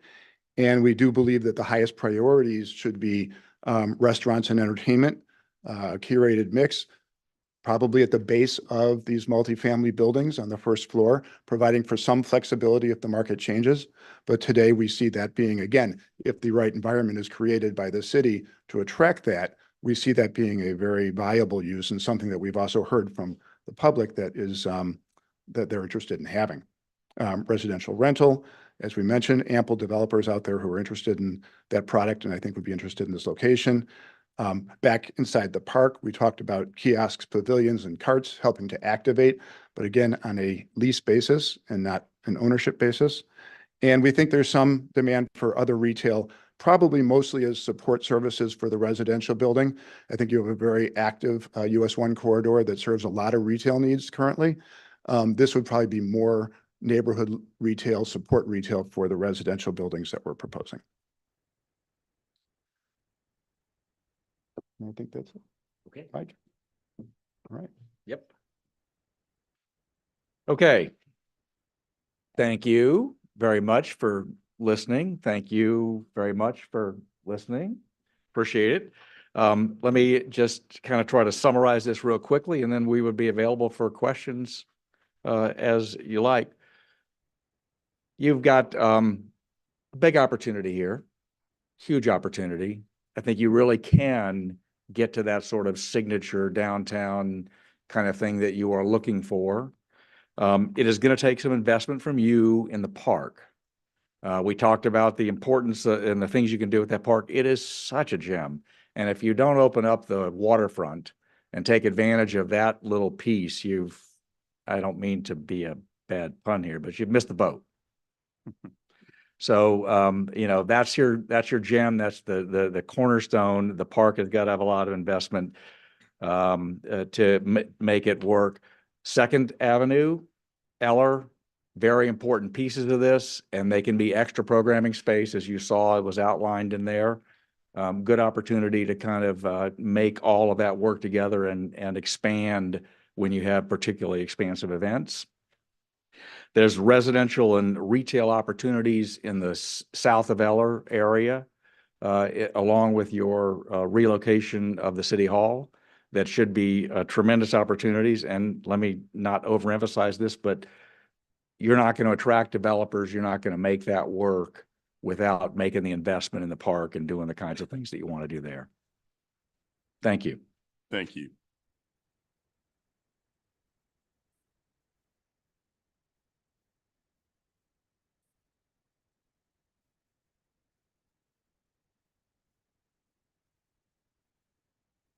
Commission, do you want to say a few words before we open to the public? We're not making a decision. This is more, but we're this is just a presentation. I am going to ask then, how is the public going to engage with us beyond this? That's a great question, Mayor. And honestly, in thinking that and putting that question mark on my last slide, I think really it depends on how, how this is received so far. Certainly there needs to be a lot more community engagement that goes on. But from my perspective, if the public overall receives this fairly well, then we would look towards potentially following that that guidance that we've been provided tonight. But along the way, certainly, as we look at developing a master plan, if that's the direction that we're given, that master planning is going to require a substantial amount of community engagement and involvement into what that master plan looks like. And so I'd imagine that, as we move forward, there's going to be several opportunities for us to do that. Well, let me say this. I think you're going to find most of the public's going to be able to pick out a lot of positive things out of here that they would want. There's probably things in here that they don't want. I think the first step of this is determine, do you want to revitalize and change this area? That's the first simple, basic question to the public. And if so, we kind of move from there. And we take the bits and the pieces of what's been presented and we find out, what the majority of the people want and what they're looking to do. Certainly these are some great ideas. This gives us a lot of things to think about. I certainly can't have an idea tonight saying, yes, we're doing this, move forward. I don't even have that from a standpoint of we need to revitalize this area, because I think we haven't heard from the public enough to determine if that's what they want. One thing we do know, I think, based on the survey and based on just general out there, is that we need to make improvements to Pioneer Park. That's what needs to happen. I think that's very clear. I think that vital asset needs to be done. But to do it piecemealed, that doesn't have it as part of an overall plan, would be a huge mistake on our part. And I think that's a mistake that historically has happened in the past. As you just said, investments in that park are going to attract other investments. There's a lot of property around there that is privately owned, that is not public land, that we don't have the ability to make those changes to it too. So,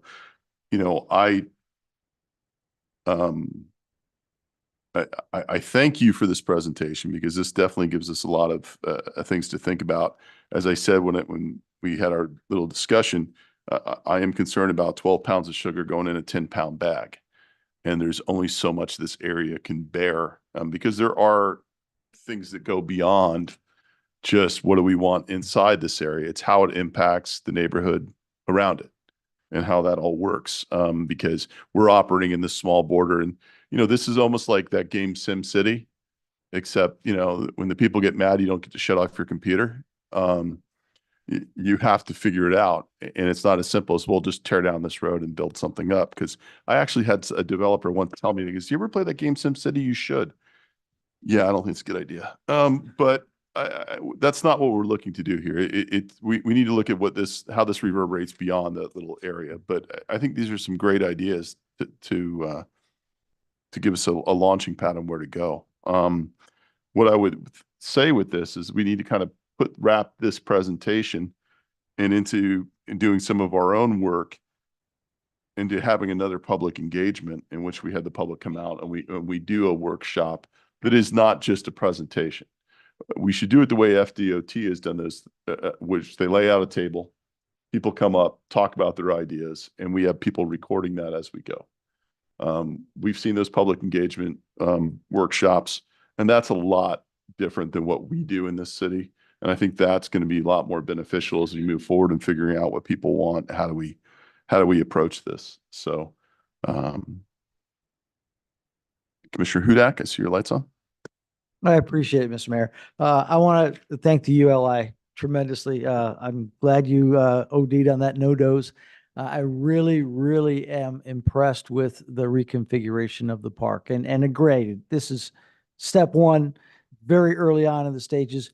But I've been in that park 100 times if I've been in there once, and I don't have that vision to say, oh, we can move this here, move that. That's just not in my brain.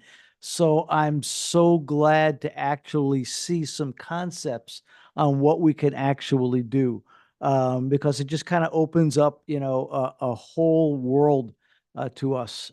So I really do appreciate your time and your effort and your ideas. It's really given us a lot to think about. So thank you very, very much. Commissioner Preston. Thank you, Mayor. I too would like to thank the ULI for the study. A lot of valuable information came out of it. Something that gives us some ideas about what needs to be done in our city. I also would like to thank the public for coming out because of their interest in seeing how they would like to see their city grow. The first thing that I would do is invite the public to, if this is available, and if it's not, we need to make it available for them to go online and revisit this presentation so that they can look at it, because in the now, they can have a thought process. But if they review it again, they might even change their minds about certain things, and it should be available to them to have some input, hey, this is what I feel. And that way we can take that into consideration. One of the things that I did not see in this presentation is how do we look at the adjoining communities to where the concept is?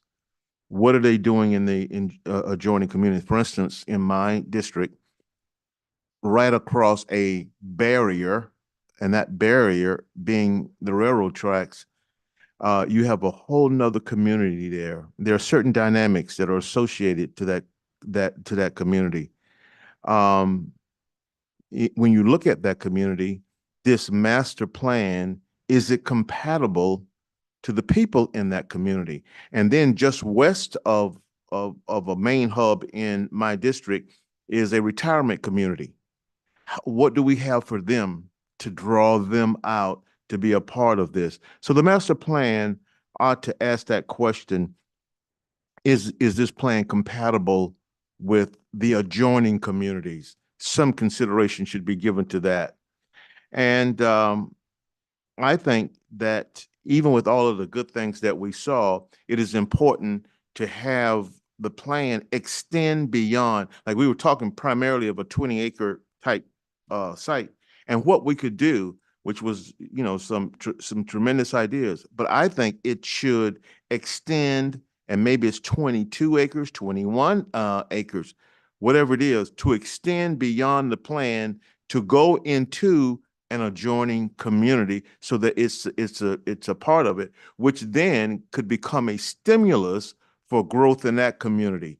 I didn't see that. I think that would be a good idea. And then I think that when you look at a master plan like this, it is important to consider at the outset, barriers. Do the train tracks automatically alienate District 2, 3, and 4? Does those barriers play a concern? And if they do, how do we address that? How is that addressed into that master plan, which in terms really make it a master plan and a way to actually, because it's a part of the master plan, that becomes an invitation to District 2, District 3, District 4 to cross the barrier to come into an area where, you know, we're talking about a downtown. Those kinds of things I think is would be a huge consideration. And I didn't, unless I missed it, I didn't see that that addressed that. Vice Mayor Drosky. Thank you, Mayor. I appreciate all the ideas and the concepts. You've certainly given us a lot to think about. But the public is still here. I have no objection, Mayor, if you want to open it to the public tonight to hear their initial comments and feedback. I know we all have a lot to marinate on, but they're still here. So I would love to hear from them if it's in your choosing to open it to the public tonight. I do have one question for the chair, if you take the microphone. And I know it was outside your study area, but there is the potential for the commuter rail. And Deerfield Beach has, been allotted a station should it happen. Was the commuter rail station part of your thought process in this area and how traffic, and maybe it's a Stephanie question, would go between the two or come into the study area? Did you consider that at all? We did talk a lot about the commuter rail and I believe the discussion that we had was that it was going to be 4 or 5 blocks south is the current likely location, and that there were issues with the angle of the tracks trying to move it north because of the curvature of the tracks. There is no question in our minds that if you could figure out how to have the station more adjacent to the new city hall and to the park, that would make the most sense. Right? Yeah. I see a lot of heads nodding. Yes. That's what I look for, validation. Thank you, Mayor. Thank you. If the commission's all right with it, I'm going to go ahead and open it to the public just while they're here. Commissioner Preston? Something about that. I have no problem with the public giving some input, but we need to remember this because this was just a presentation and we don't normally do that. Now, if we do it for this group, which I have no problem with, you're going to do it for other groups. No. Well, that's not fair. Then it's not fair. It would be not fair, but I wouldn't hold myself to making that decision tonight for any other circumstance. Well, Presentation to be done. My feelings is I don't think we should Your pick and opposal choose. to that is heard, though. I definitely understand that. But I would disagree with that. Because I think there are certain circumstances where it's just a presentation, it's a presentation. So you don't want to open to the public? I have no problem with it, but what I don't want to create is that if someone came, if there was a presentation and somebody said, hey, I'd like to have an opinion on it, I'd like to say something about that, and we then say, no, this is just a presentation, then it's not fair. I have no problem with the public here. I'm just saying that we don't normally do that. I don't care right now. But you can't, no, you can't. You can't, that's the whole point. You can't, that's the problem. You can't share your opinion right now by not opening it to the public. So please don't call out from the crowd. Thank you. So if you want to make a motion, whatever you want to do, I have no problem. I'm going to tell you right now, I am not agreeing to open it to the public. If that means anytime we have a presentation that we are obligated to open it up to the public every single time. And if that's what you're saying, I don't agree with that. Okay. That's why we're here. We don't always have to agree. I know. That's fine. That's a good part. So if someone wants to make a motion to open it to the public without any other future commitments, thank you, commitments, that works. I'll make that motion. Okay. Second. We have a motion from Commissioner Hudak, seconded by Vice Mayor Drosky.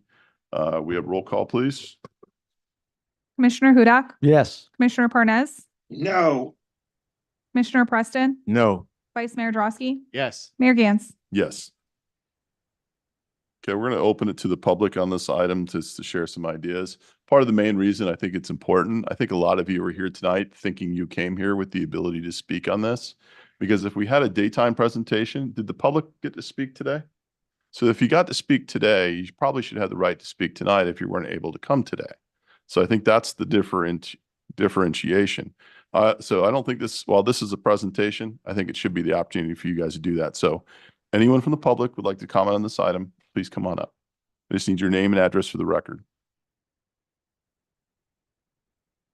Evening, Karen Shelley, 190 Durham D.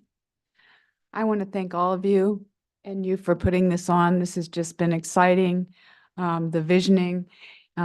It'll just be a wonderful process for our community as we go forward to decide what we want. I was at yesterday's session and I'm not sure what it was, but I have a feeling that we all left a little unsatisfied.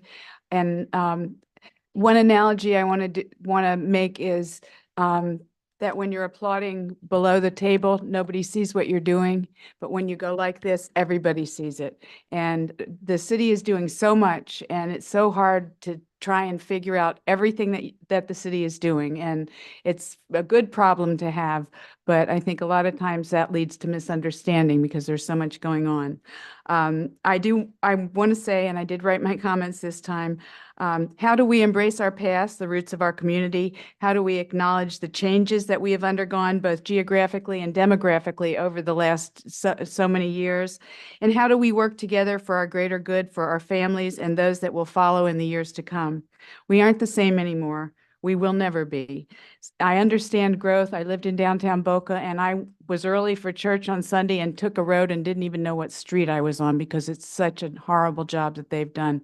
And we have an opportunity to do it right because of listening to the public and taking our thoughts into consideration. My dream and vision would include relocating the city hall and the police department to Dixie Highway. We have the beach and that's a jewel. We will have the downtown and that's a jewel, and we can have a third jewel on Dixie Highway. By doing that, we can also plan for green space and community events in that area as well. We don't need one hub. We can have the downtown, but we don't need to be limited to have that for community. We have a baseball field at Oviedo McKeithen. I know that's not a popular thought to eliminate that. And I just want to throw out that if it's the same size and it's the same, maybe we need to utilize that.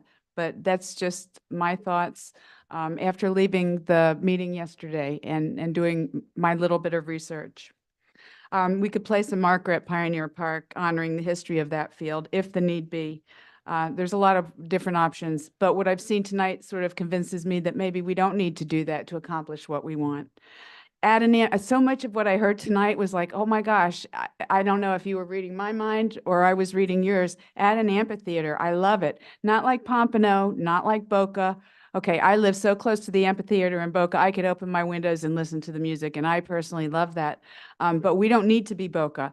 I know, and the examples that were given, Tallahassee has Cascades Park, and they have an amphitheater. And what I saw tonight. Thank you very much. No, ma'am. Okay. Not tonight. Okay.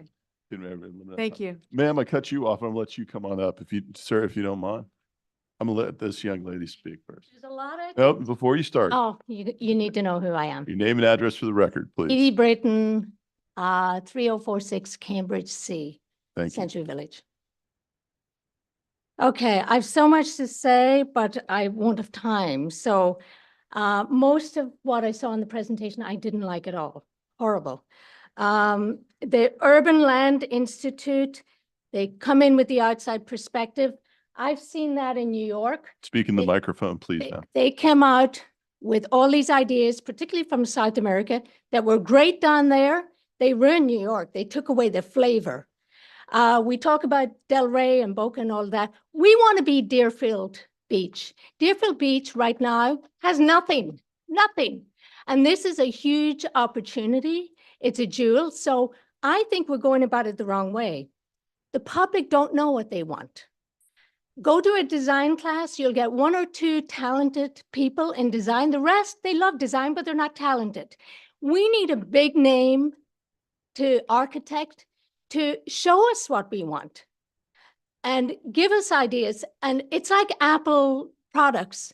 We didn't know we wanted them. They didn't ask the public. They gave it to us and we want them.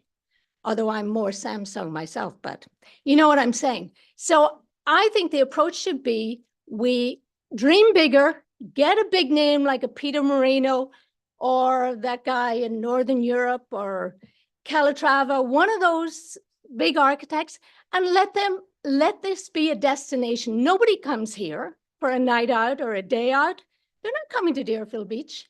I live here. I'm still trying to figure out what to do because I'm not finding anything to do. I love whoever came up with this idea, with this acreage. I mean, I tip my hat to them. It's fantastic, but there's nothing exciting here. I'm sorry, nothing. Some good ideas, I like some things that were said, but in general, yawn. So that's all I have to say. Thank you. I suggest the beach also, if there's nothing to do. Absolutely. Just Thomas Nolan, 406 Southeast 8th Ave. I think the big takeaway is that the commission, the city manager are looking at the vision of Deerfield Beach. Deerfield Beach isn't what it was in 1926. Things have changed, things have grown. We have to grow within our small community, what fits right with our community. At the end of the day, I thought they did a heck of a job. They took 2 days, we threw a bunch of stuff at them. They took surveys from 784 people, and then they came up with this idea in 2 days. Great job. Hats off to all of you. I just think that we're looking at City Hall, we're looking at the police station, we're looking at a park. This is a 5-year plan. This is a budget out thing. This isn't something you have money in the bank to do right now. My main concern is we can't wait 5 years for Pioneer Park to go 5 years down the drain.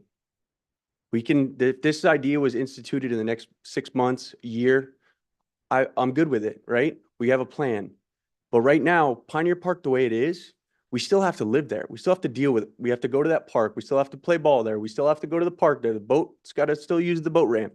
So whatever the plan may be at the end of the day, regardless what everybody decides, at least let's maintain this park to the best of our ability until we come up with that great idea. Just like we've kind of done with City Hall. We all know it's falling apart. We're putting Band-Aids on it until we can figure out a master plan, right? But at the end of the day, I think that a lot of the miscommunication was people worried about overdevelopment, low-income housing or modified housing in property that Deerfield owns. There's only so much green space. We only have so many parks, especially in District 1, because the city's not owning the middle school, right? So this is actually one of our only parks we have in District 1 that the city actually owns. So we want to make sure that it's going to be used to the best of its ability as a park, as a ball field, as a nature preserve, as a boat ramp, all those great things, as an amphitheater. So I don't think any person has one or the other.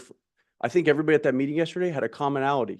We want it better than what it is. We want to improve it, and we want to be able to use it. That's what we heard, and honor our history. So at the end of the day, to have a vision, to look down the road, Mr. City Manager, hats off to you, to everybody that put their input. In 2 days, they came up with this. Could you imagine if we had a master plan and they took 6 months to give us an idea? So I think we're heading into the right direction. I think everybody just got a little bit worked up that our park's going away, it's going to be overdeveloped, and they're selling it. I think that was a big miscommunication that a lot of people felt. So thank you all for looking down the road and not looking behind us, and let's keep moving forward. thank you.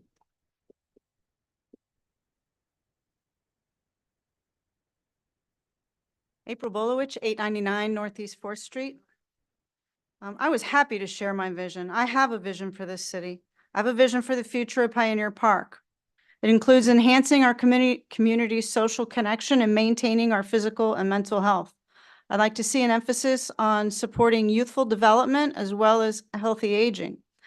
The goal here is to have a hub with lots of shaded, walkable, joggable green areas and areas where people can join up for healthy activities, such as tennis, pickleball courts, workout stations, basketball courts, skate park, barbecue, outdoor gathering areas, that type of thing. Use some of our existing land for the occasional green market and food trucks where people can get together. We also want indoor areas such as a small auditorium or amphitheater with a few small conference rooms and a kitchen maybe to provide people with opportunities for multi-generational public education for our local things that we have already, such as beekeeping, composting, boating, fishing, gardening, water conservation, music, and home cooking. With these changes, Pioneer Park can be a gemstone of a destination. We can rent out those venues and conference rooms for special events. Charge more for the boat ramp, more for boat parking, charge for food truck parking and green market space, charge for concessions. There's one thing that I want to have clarified. Maybe you can answer this tonight and put some of these misconceptions to rest. Can you confirm that there are no plans in the work for any type of land use change or designation for Pioneer Park or the cemetery? I want to thank the commissioners for allowing me to speak and share my vision. And I want to thank ULI for listening and for some excellent feedback. I would love to help in any way possible to make these visions happen.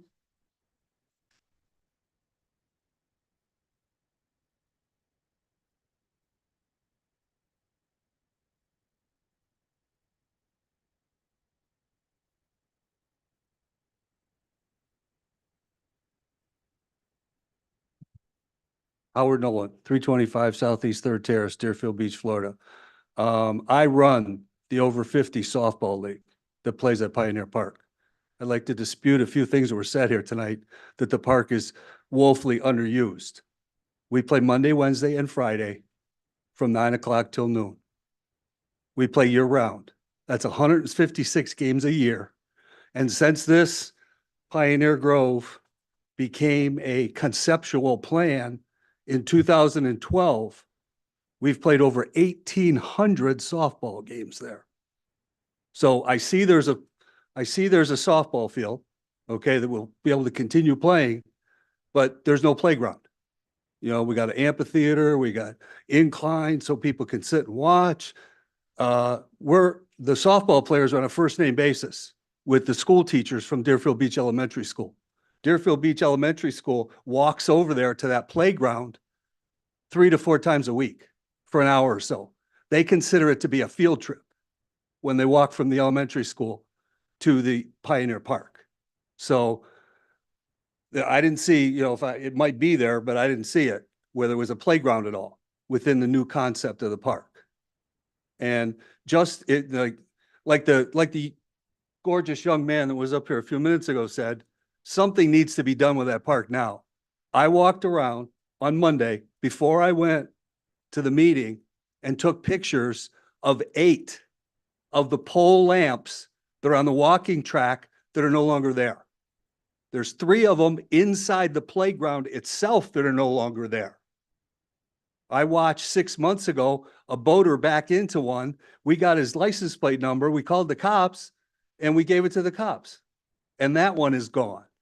So there's like 8 of those pole lamps that are on the walking track that are gone.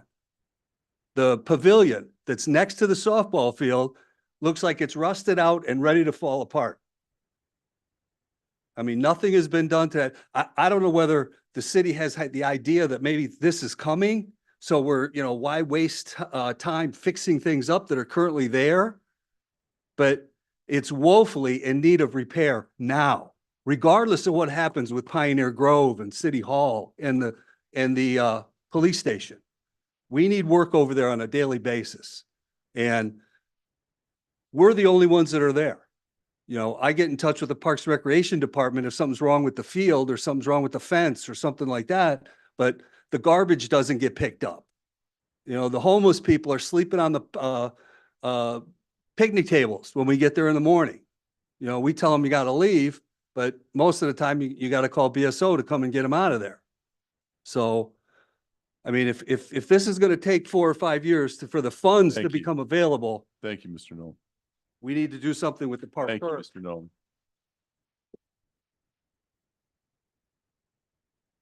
Yes, sir.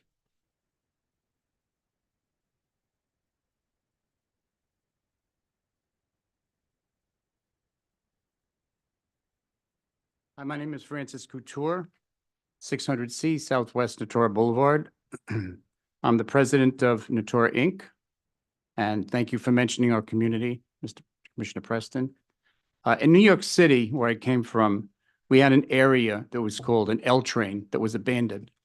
Some people they didn't know what to do with it. And then some people, I don't know if you guys had anything to do with it, you might have. They came up with an idea of turning it into a walking path. And they redid it in sections because it was going to be a big project. It was many blocks long. And it turned out to be one of the most fascinating areas that the city has. You climb up 2 stories and you have beautiful areas to sit. There are trees, it's paved, it's wonderful. It was well thought out and it was well planned. This isn't going to happen overnight. I understand that. One thing that's important is I've asked communities before as president, do you want something done fast or do you want it done right? And there's a big difference in attitude with that. well-planned, thought-out plan is the best. Things take time, but this could be around for 100 years. So it's well worth the effort to put into it. I think this is a great plan. Some of it I liked a lot, some of it I'm sort of on the cusp with, but overall, the plan is really solid. I think it's a very good plan. Thank you. Thank you.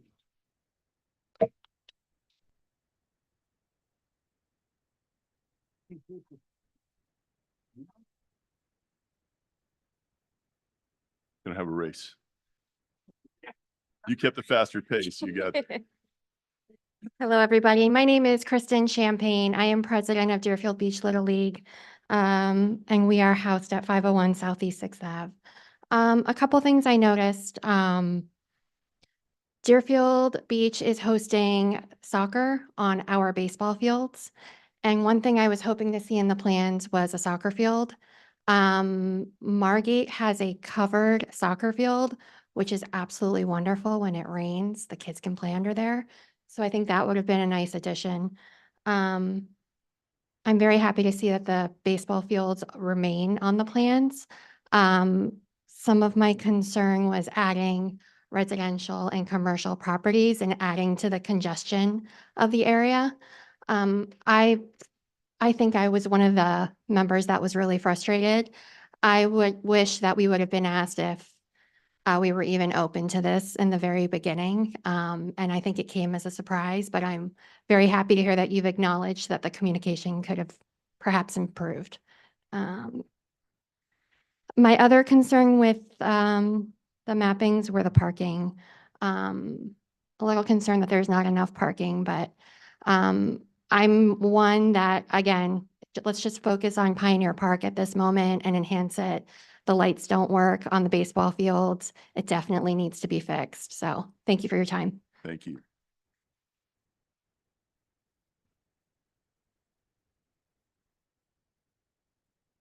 Good evening, Commissioners. Kim Cardone, 628 Southeast 12th Avenue. Couple of things. I just want to thank you guys. You came up with some fascinating, really nice ideas. I do love the idea of the survey that we got to take, and I would encourage that to continue when we talk about this in the future, and anything actually, because you get more than 3 minutes. You know, you can do it 24 hours a day, and you get a lot of time to really think about how you're answering things and provide the input. I love the idea of allowing for temporary street closure. That's awesome, because I'm a big farmer's market, street fair kind of person, and I like it to be safe. I love everything for the park for the most part. I think the marina part, we should consider maybe allowing for some sailing classes, you know, maybe something for kids to do that they don't have to go to Lighthouse Point to do. And because I am a member of the Historical Society, I am very concerned about, you know, maintaining our rich heritage, of course. And for the amphitheater, I brought, and I can leave with the clerk, some examples. I used to live in Boston when I went to college. And I don't know if you're familiar with the Hatch Shell is the common name of it, but it's a beautiful Art Deco amphitheater, outdoor amphitheater that was built in 1928. So I was just there last summer. So 37 years later, I go back, and they're still doing really cool stuff there. They have children's theater, Shakespeare in the Park. They have concerts, fireworks. The Boston Pops do the fireworks there. So the idea of doing kind of a small scale amphitheater, I think, is very compatible and would not really, as long as the traffic gets diverted away from the neighborhood, which I mentioned in my results on my survey, I think that would be an awesome addition. It's kind of passive and manageable. And that is pretty much it. I think as the Historical Society, we'd be happy to support the city in bringing any kind of programming. One other thing I did want to, speaking of Boston, because a lot of people brought up a skate park. There is a sculptor who did the tortoise and the hare that you see with the Boston Marathon in Copley when it ends. And a bunch of kids were skating and kind of defacing the sculptures. Her name is Nancy Shawn. So she was there and she's an older woman and she sees all these kids skateboarding up against something she worked really hard on and is kind of iconic for the city. So she actually talked to the kids and they're like, there's no place for us to do this. So she did, and I'll leave this with you also, it's called the Lynch Family Skate Park that she was the genesis for. It's a private, public partnership. It took some time. It was opened in 2015 and it's really cool. Thank you very much. Appreciate You're it. welcome. So if you, I'm gonna just hand it in case they want. Is there anyone online? Okay. Anyone else? Sloan? Oh, yeah, I can't keep my mouth shut. Judy Stanich, 2257 Deer Creek Elbow Way. And I want to say, where else can you find 6 experts in their field to come and give us some great advice as far as the park? I think you nailed every single thing that has come up on as far as what the citizens want. And I can't thank you enough. And I love every single part of it. Thank you.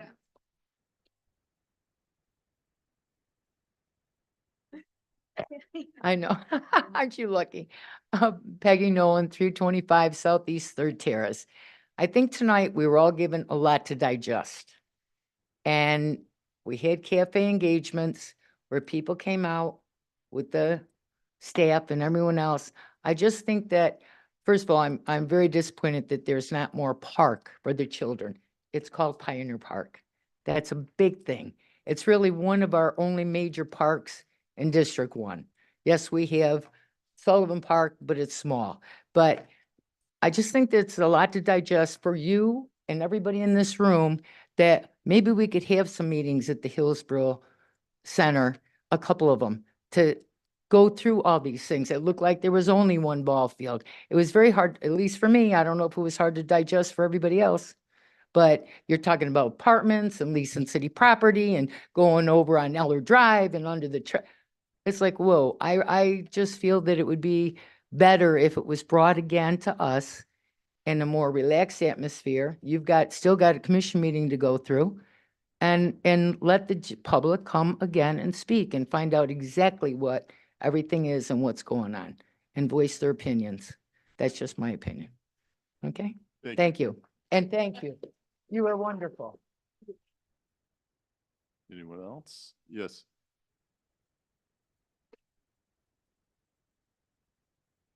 Everyone, Michael Estrada, 1431 Southwest 6th Way.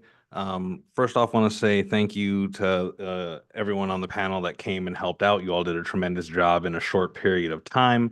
Obviously, if the same group had, way more time to be here in the space, I'm sure there would be even greater things coming from it. Also want to appreciate everyone here on the board today just for bringing us in on this process early, hopefully continuing to keep us in on the process and bringing us in often. I definitely think that we know what we want. I think the people in this city that use these spaces know exactly what we're looking for, and we're the experts in how we use our own spaces. So thank you for bringing us in on this process. I do think, as you all mentioned, there could be some clearer communication, both beforehand, but even in the spaces like today and the meetings yesterday. I think even something as simple as starting with a couple minutes on, this is exactly what we're doing here today. This is what we're looking for. I think setting those expectations could really help clear up some of those issues. I do want to say I really appreciated that we've heard so much about providing space for programming for the community. I think that we have the beach, the Cove, and downtown are 3 of the really big city hubs. And I don't think it's missing on me that all of those are east of the train tracks. And so I do think it is going to be really important to think how we can make all of these places accessible to the entire city, remembering that this isn't just for one specific area. So really thinking, how do we make sure the programming, how do we make sure the types of businesses that are there are really going to be something that draw people in from across all the other districts. One of the things that we often hear are things like, if you build spaces of these businesses for people to come spend money, they're going to come out. And we often lead with those businesses. And I really believe if you build spaces for people to be out and about, if you really create a downtown where people are walking, we'll spend money. We're going to go out, we're going to need to grab something to drink, grab something to eat. But if there's not a reason to be outside of our homes, to have some shade, to be able to be enjoying events and things like that, doesn't matter how many businesses, how many store shops you have right there, it's not going to have us out. And lastly, I think just really thinking through the rich history that we have. I know we talk a lot about the city coming up on 100 years. Pioneer Park, especially from the folks that were talking yesterday, has a very, very rich history. And there's probably going to be ways in the design, whatever it ends up looking like, to really celebrate that and keep that sort of as something to be proud of. This is the first that I've heard about this senior softball team. Sounds amazing. I would love to, if there's, whether it be a placard, whether it be some sort of representation there. So really finding ways to celebrate the ways that the park has been used historically. And then the last thing, again, just really appreciate that these things are happening now. You're providing spaces for us to give input at the early stage when it's still just a thought of potential, as opposed to coming to folks a little bit later. So thank you very much. Thank you.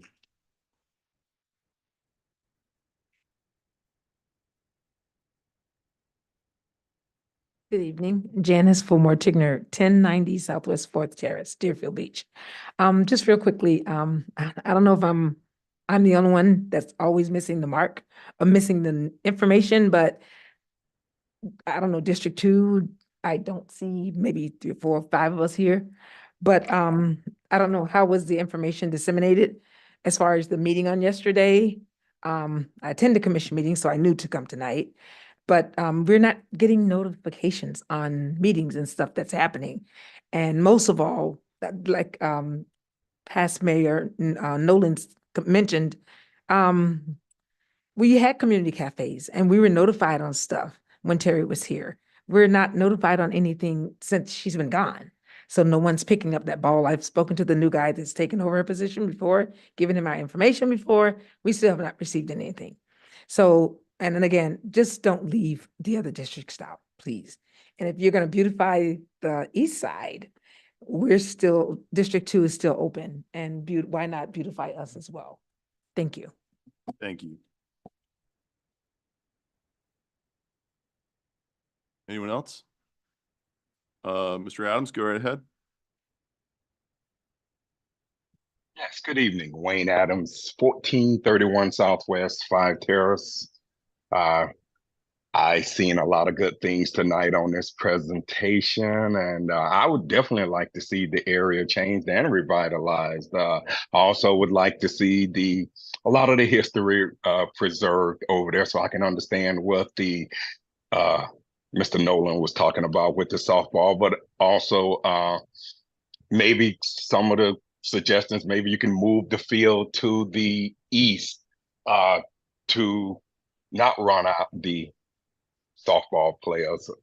And I know, a lot of times in projects like this, traffic congestion and the homeless is a concern. I just see a lot of things, but I definitely want a more vibrant downtown area. I think this is a great opportunity to get it right with the restaurants and the entertainment district. And I know my brother Daryl has been talking about, he's been nonstop about an amphitheater, and I would definitely like to see an amphitheater. And I always hear people say that this isn't Boca, but I like to see a nice amphitheater, something similar to like Pompano have, where if someone does come there and perform, they can change out at least. And I think that we also need a new city hall and a new BSO department. And I'd like to get more notifications so more people in District 2, can speak out and not just hearing from just a lot of the same old voices all the time. That's pretty much all I want to say. I support the development over there. I support the responsible, sensible development over in that area, especially in Pioneer Park. I like to see the shops. I like to see the entertainment district over there. I lived here all my life. My family has been here since 1913, and used to go to school at Deerfield Elementary, and that area has looked the same ever since I was going to school over there. Nothing has changed pretty much in that area. So I'd like to see some change. Thank you. Anyone else? Thank you. Okay, I'm going to close it to the public. First off, thank you all for that feedback. I appreciate that. That's helpful for us. I know it was a little confusing. Is it a night of feedback? Is it not a night of feedback? But if if the daytime was served for people to comment in the daytime, and we're going to have it at night, and this is it. But I want to say in 48 hours, you guys did an incredible job. And as the gentleman said, the saying is actually, do you want it fast? Do you want it cheap, or do you want it done right? And you got to pick two. Okay.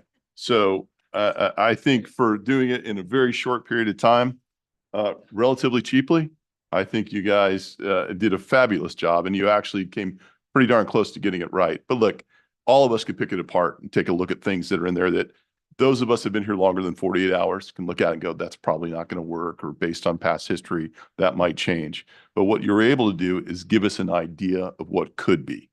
And I'm sure if we sat you down for another 48 hours, you could give us a different view of what could be. But what you've done is given us an idea that something can change there for the positive. The other thing, I think the big takeaway we hear is, while I don't think we should do huge investments in a Band-Aid approach that's going to be wiped out in a few years, but we do need to make improvements on what exists there now. There is no excuse for lighting to be out or for anything to be in any condition that shouldn't be happening. It's a sad state to tell you that Broward County schools, if they think coming over there is a field trip, it tells you a lot about our school board. But there's no reason for anybody that goes over there that should have it in any condition that isn't operational. And that's just unacceptable in my opinion. No, there is no land use change planned for this. I don't think that has been suggested. There's nothing in the works. That is not what is talked about. I don't know even where some of the ideas with any housing going in there, if there would require one, I'm not quite sure. A couple things to think about. You know, there was an idea that let's move City Hall a little bit over to the west. I believe the building in that area right there is, I think, is a historic building actually. So I think that might be problematic to even be able to do that. So there's a lot of little nuances that you look at that could work or not. But as you heard tonight, we've heard skate park, 2 ball fields, more than one. I think actually in the little drawing there was 2 ball fields. One's bigger and one's smaller. There was a request for covered soccer field. That's now 15 pounds of sugar in a 10-pound bag. So that's where we have to have more of these public engagements. So we figure out, look, what do we want to do? What can we make happen? The amphitheater idea is a great idea, but there is a lot that goes into doing that. And there's a lot of ramifications for doing that. And I don't want anybody to think that just because based on what this plan is, or what's been suggested, that if you put an amphitheater there and you have that big open field space like that, which is phenomenal, is that that's only to be used for the amphitheater.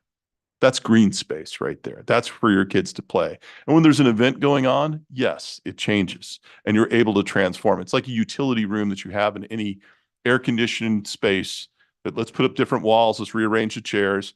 Went from kids were in here playing a little Foursquare a little while ago, and now we've got a little symphony in here playing for the evening. That's how you can transform that space.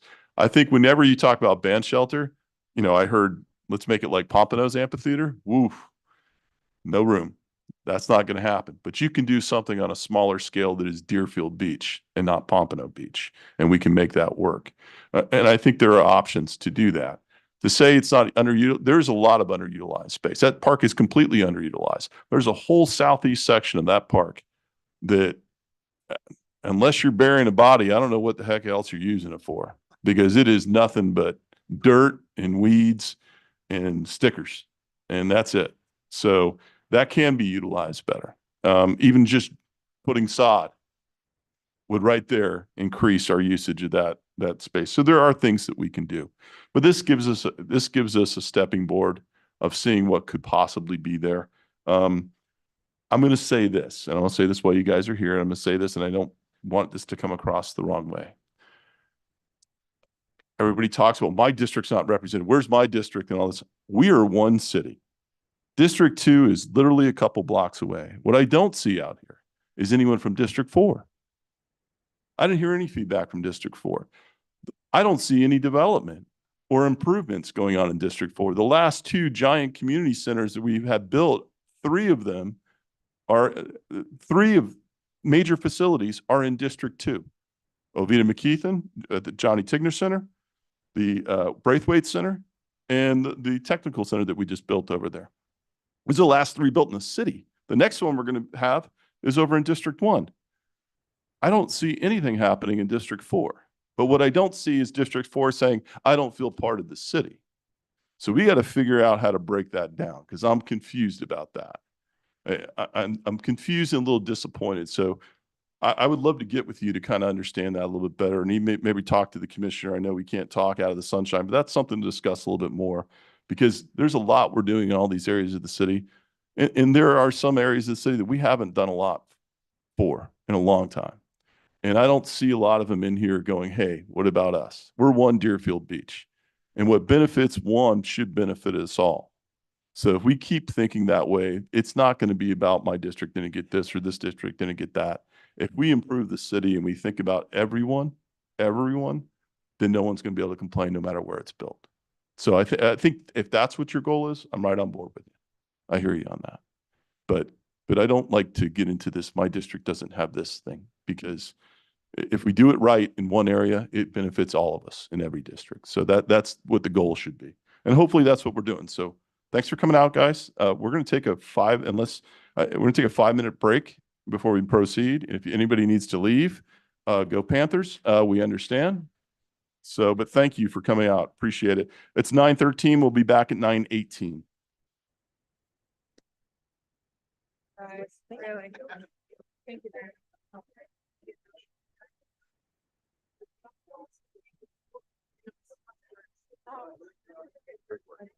Yeah, good job, you guys.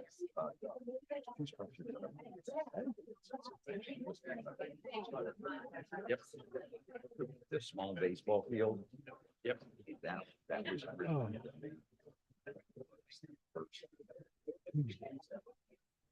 So even if it was left like it was and part of that green space, just to preserve that market with respect of the, you know, the Lions Club that donated. Yeah. And ought to be noted one way or the other. Yeah. And there's a building, it's occupied by Summer. The Summer Place Consignment. Yep. That's the oldest commercial building we have in that city.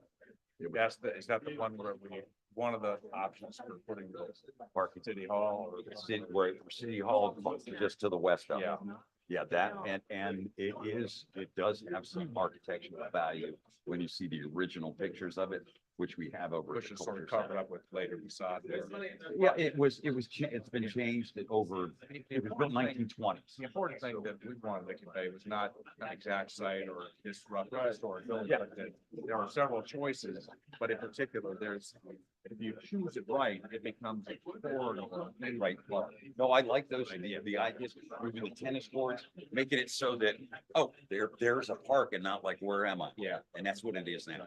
And then no continuity between anything. But fantastic work though so far. I'm liking it. Appreciate it very much. Yeah. I'm serious. You got a great opportunity. Yeah. And I think they're with you in terms of hearing everybody out and developing a plan over time. And definitely. Great. Thank you. Appreciate it. Thanks again. Thank you. Thank you.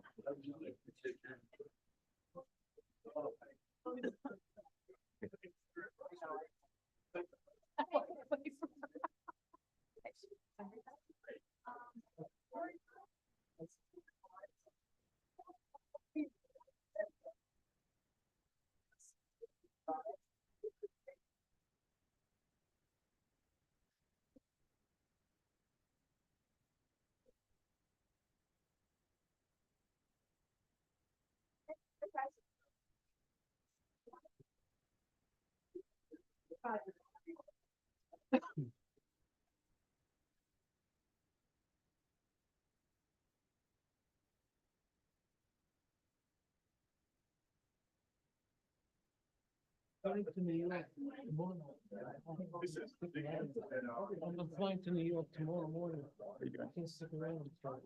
All right. Looks like you're gonna be left. No, there's two things and then us and then more after. I just wanted, oh yeah, I want. But it's just. They give it the go. Yeah, well, I brought pictures, so they. Yeah. Okay, have a good night.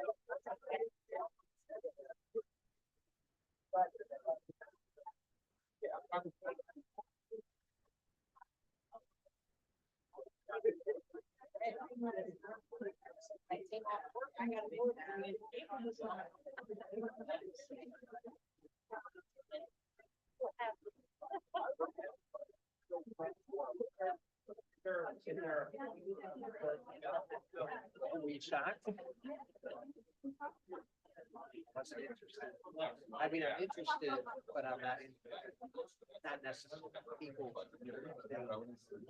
I was.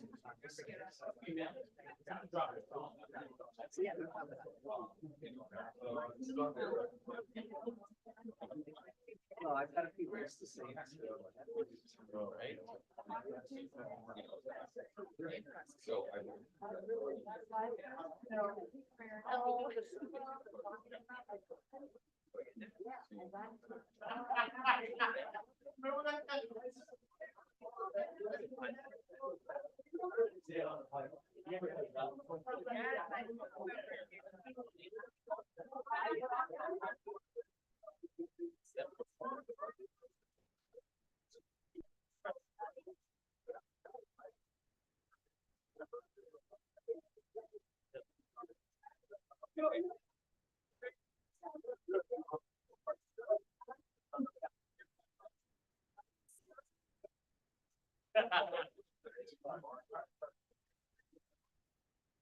Give them 5 minutes, they take 8. Just waiting on one commissioner. Hey, sir. It's good. It's good.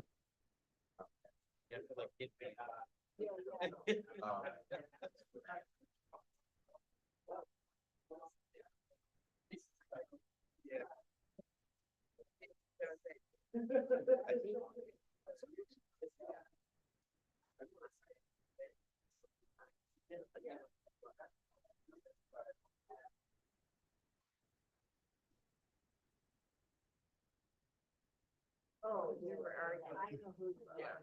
Fall down. Well, we were arguing whether it was.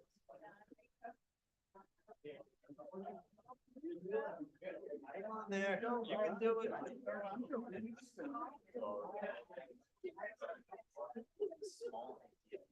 Actually, my suggestion was to move it to District 2. And I. I suggested moving it to District. Yes. This was so positive. It's interesting. It's definitely interesting. He said 48 hours to come up with that. Impressive.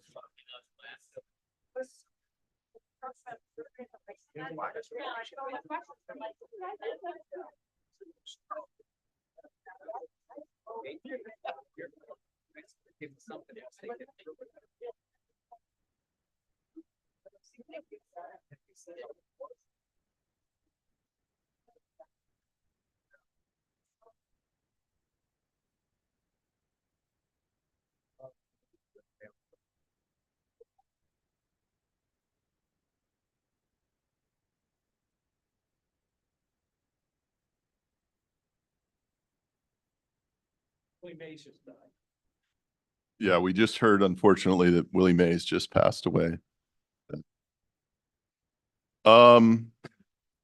Ladies and gentlemen, we'd like to reconvene. We are at the quasi judicial portion of the evening.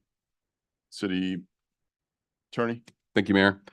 Item number 4 on tonight's agenda is a resolution of the City Commission of the City of Deerfield Beach, Florida, considering a major site plan from Quantum Development 2 LLC to demolish the existing duplex and construct a 9,934 square foot, 6-unit apartment building and associated site improvements on the property located at 264 Southeast 19th Ave, application number 22-RM25-109, providing for conflicts, severability, and an effective date.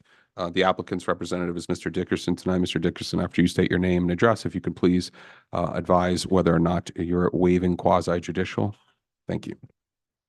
Good evening. Dwayne Dickerson on behalf of the applicant, attorney with Misco Backman, offices at 14 Southeast 4th Street in Boca Raton. And yes, I am waiving quasi judicial proceeding. So I do have a brief presentation, seeing as I'm the number 2 item. I'm happy to waive my presentation and take questions and just hit the highlights. I want to tell you, of course, we did community outreach as your city staff strongly advises, if not requires. We had one individual come to the community meeting, and as you know, in my business, no news is good news. That gentleman's here this evening. I think we had a very positive community meeting and we answered all of his questions. Community Appearance Board recommended unanimously for this project to be approved, as did the Planning and Zoning Board. So, Mr. Mayor and Commissioners, I'm happy to do whatever your pleasure is, whether you want me to go through the presentation quickly or just answer any questions that you or the public might have. Commission, what would you like?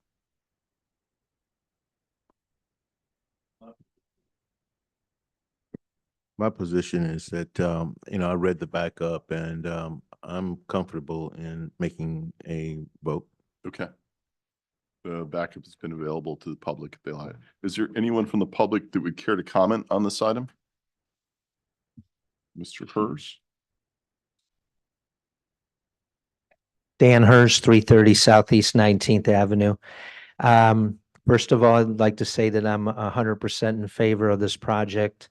And Mr. Dickerson referred to the one person who showed up to the community meeting, and that was myself. And Mr. Dickerson and the developer answered. I had numerous questions, and they answered all of them to my satisfaction. There is one thing that I would like to bring to the commission's attention, because I think it will be helpful in its constructive criticism. I asked the developer why he had purchased this building almost 3 years ago, and there was a long delay in him being able to develop the property, which just taking a look at it didn't make sense to me. And so I asked pointedly why the delay in redeveloping, and they answered me that they had 3 planners from the city that they had to deal with. And the 3rd planner that they dealt with was Eric Power. And when he finally was in charge, the project moved forward rapidly and constructively. But up until that point, they had many issues. So I think that's good constructive criticism that the commission should hear. Thank you. Thank you. Anyone else from the public? I'm going to close it to the public. Commission? Motion to approve.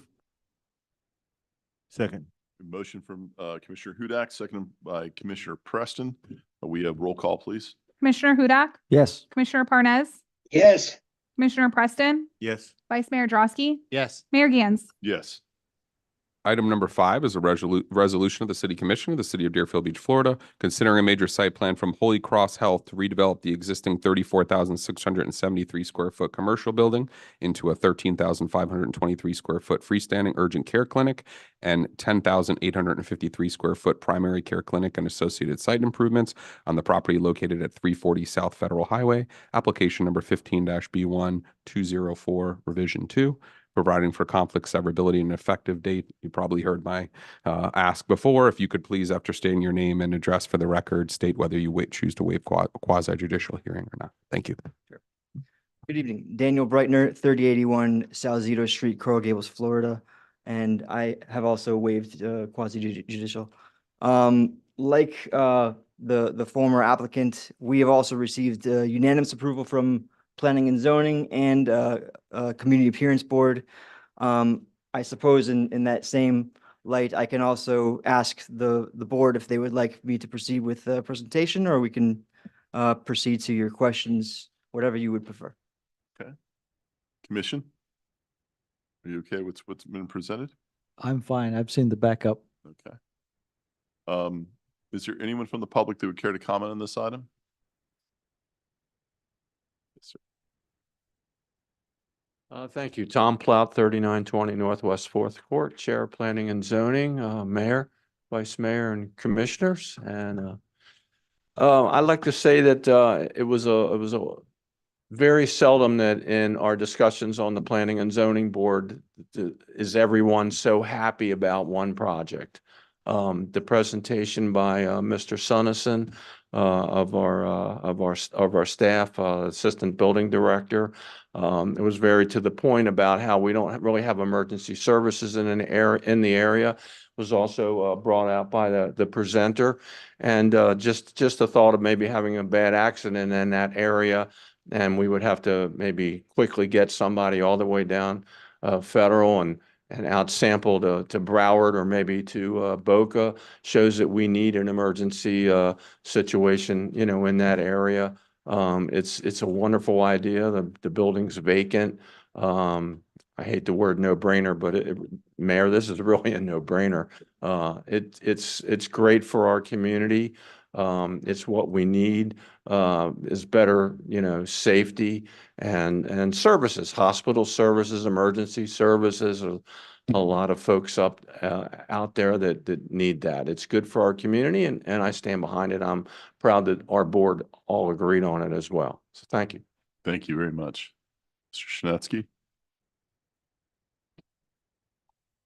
Daniel Shinetsky, 34 Keswick B, District Number 3. I'm also on the Deerfield Beach Planning and Zoning Committee, and I voted on it very in favor of this project. I've been living in Deerfield Beach since 2001 in that spot. It's a very large spot. It's at 340 South Federal Highway. Since 2001, I remember there was an Orchard's hardware store. And before that, there was a Carpet Mills. So it's sort of transient, the business. This is something that will be there for decades. It'll be an anchor of the community. Now, we have North Broward Hospital, which is great, but this will service the other areas of Deerfield Beach and hopefully Tri-County. One thing that was brought up that was really cute. I think a resident said, well, how about when ambulance sirens go off? And it's residential. And the gentleman who gave the presentation said, when they go towards the area of the hospital, the ambulance sirens are turned off. So this way it won't disturb the residents. I think that was the only negative part, and it was addressed. So again, I am in favor of this. It's a 24/7 type of thing.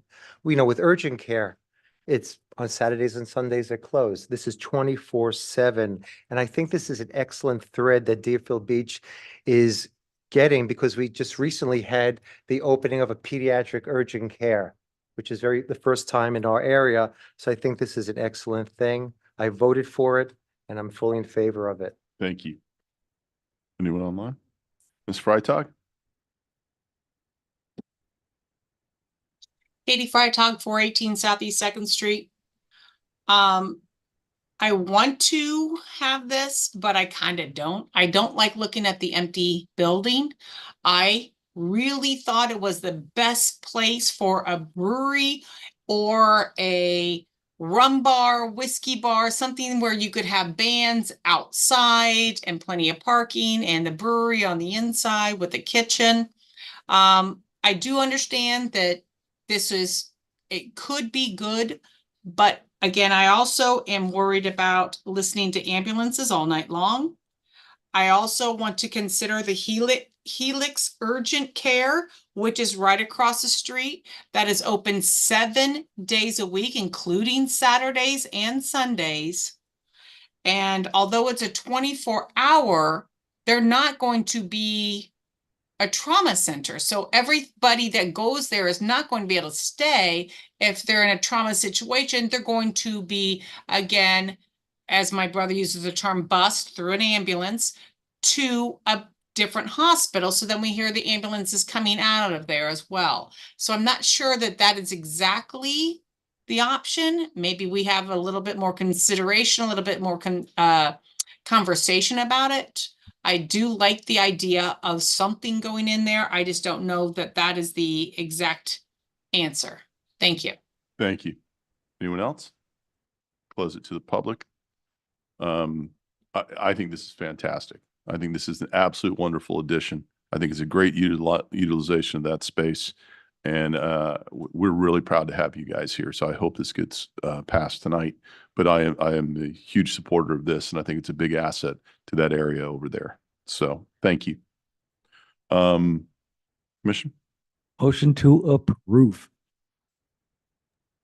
Second. Motion from Commissioner Hudak, seconded by Commissioner Preston.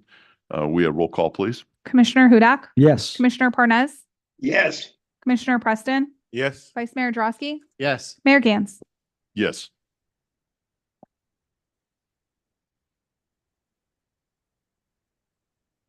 Item number 6 on tonight's agenda is an ordinance of the City Commission of the City of Deerfield Beach, Florida, amending Chapter 98, Article 3 Zoning District Regulations, Section 98-60 CF Community Facilities of the city's Land Development Code to permit adult daycare and child daycare centers within the CF Community Facility Zoning District as a conditional use, providing for codification, severability, conflicts, and an effective date. This is second reading.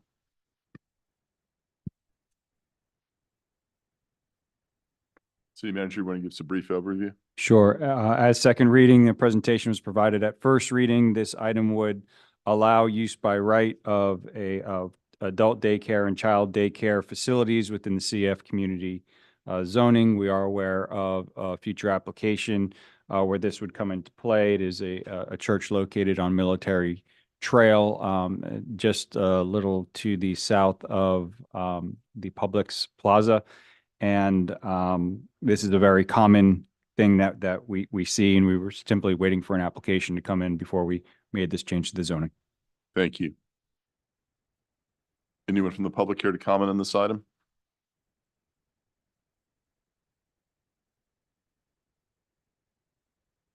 Daniel Shinetsky, 34 Keswick B, District 3. Like I said last week or several weeks ago at the beginning of the month, at the Deerfield Beach Planning and Zoning, this was brought before us. And I just want to bring on a little feedback. We voted for it. There'd be a learning center, a pre-K. Traffic-wise, they said there would only be about 48 families that would be utilizing, so it wouldn't congest that Military Trail, number one. And they said that with pre-K child care, it's very staggered. So the parents pick up the children at different times. So it should not impact Military Trail, that traffic area, because there were a few concerns about that. But from what was shown, it would minimally impact the Military Trail area. So I was in favor of it, and I think it's a great thing. Thank you. You're welcome. Anyone else from the public? And close it to the public. Commission? Motion to approve. Motion from Commissioner Hudak, Second. second by Commissioner Parnas. We have roll call, please. Commissioner Hudak? Yes. Commissioner Parnas? Yes. Commissioner Preston? Yes. Vice Mayor Drosky? Yes. Mayor Gantz? Yes. We are now at the public comment portion of tonight's meeting. Persons addressing the commissioner shall state his or her name and address and may speak for 3 minutes unless extended for 1 additional minute by the mayor. This is the time for public comment on items that are not on tonight's agenda. The time for public comment on agenda items after that title is read into the record and the public comment period for that item is open. No comment shall be made related to the personal life or personal qualities of any person, and no language which would offend persons of ordinary sensibilities shall be permitted.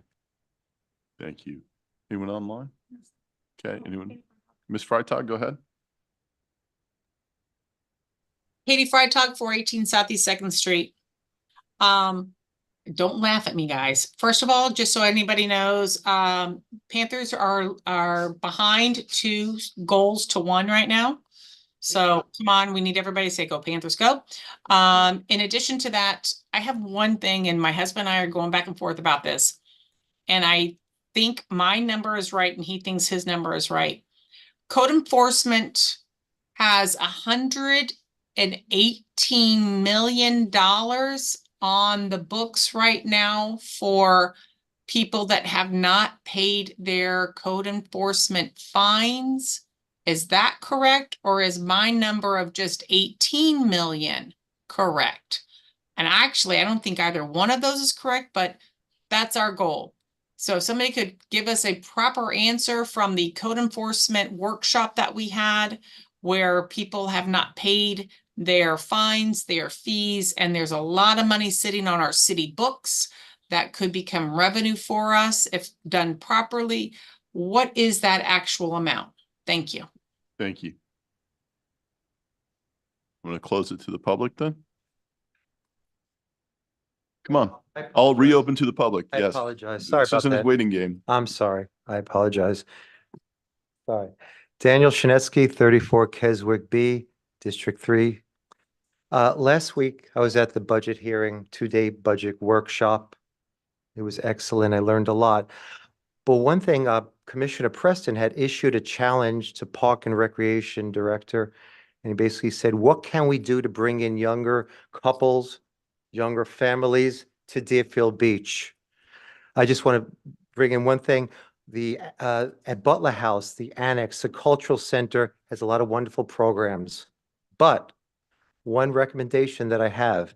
Now, I was with the Deerfield Beach Cultural Advisory Committee for about 2 years, and I thought to myself, what can we do to think outside the box?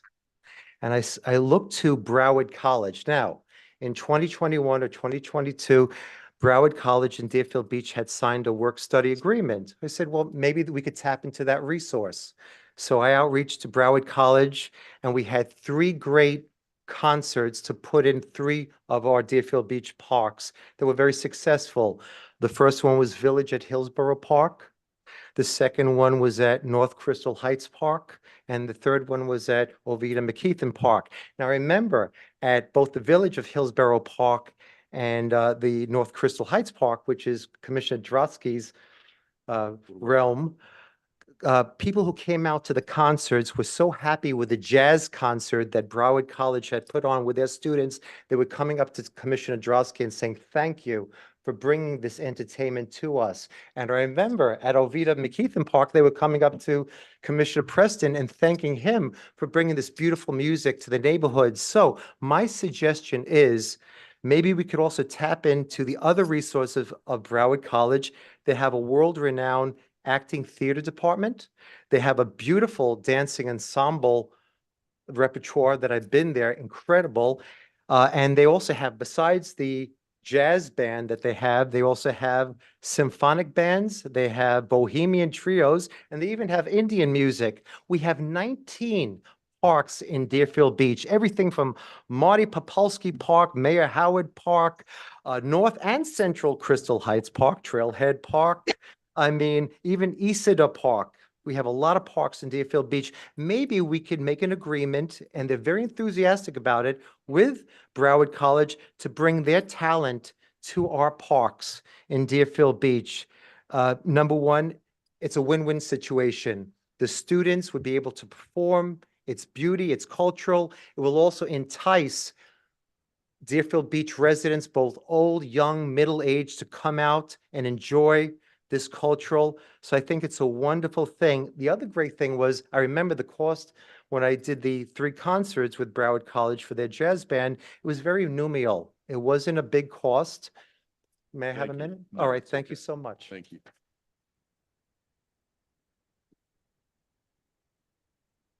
Go right ahead, man. Good night. My name is Jenny Christopher, and I have been trying to open a restaurant since December 8th of 2022. I've applied for a certificate of use along with some other permits, and I've been denied.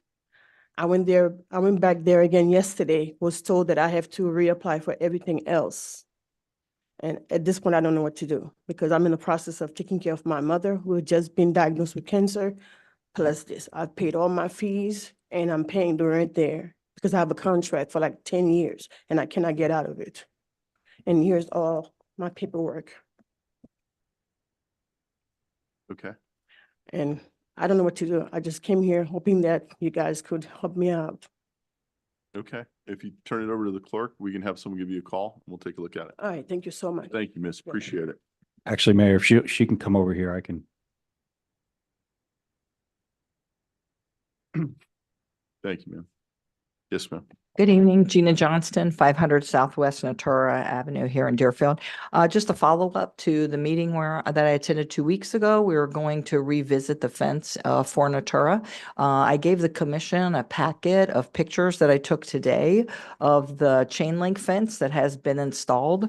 It's been completed. One of the Horace came out during the week. I actually toured him back by the fence, showed him all the trash, all the broken lights, all the damage that was done by the contractors.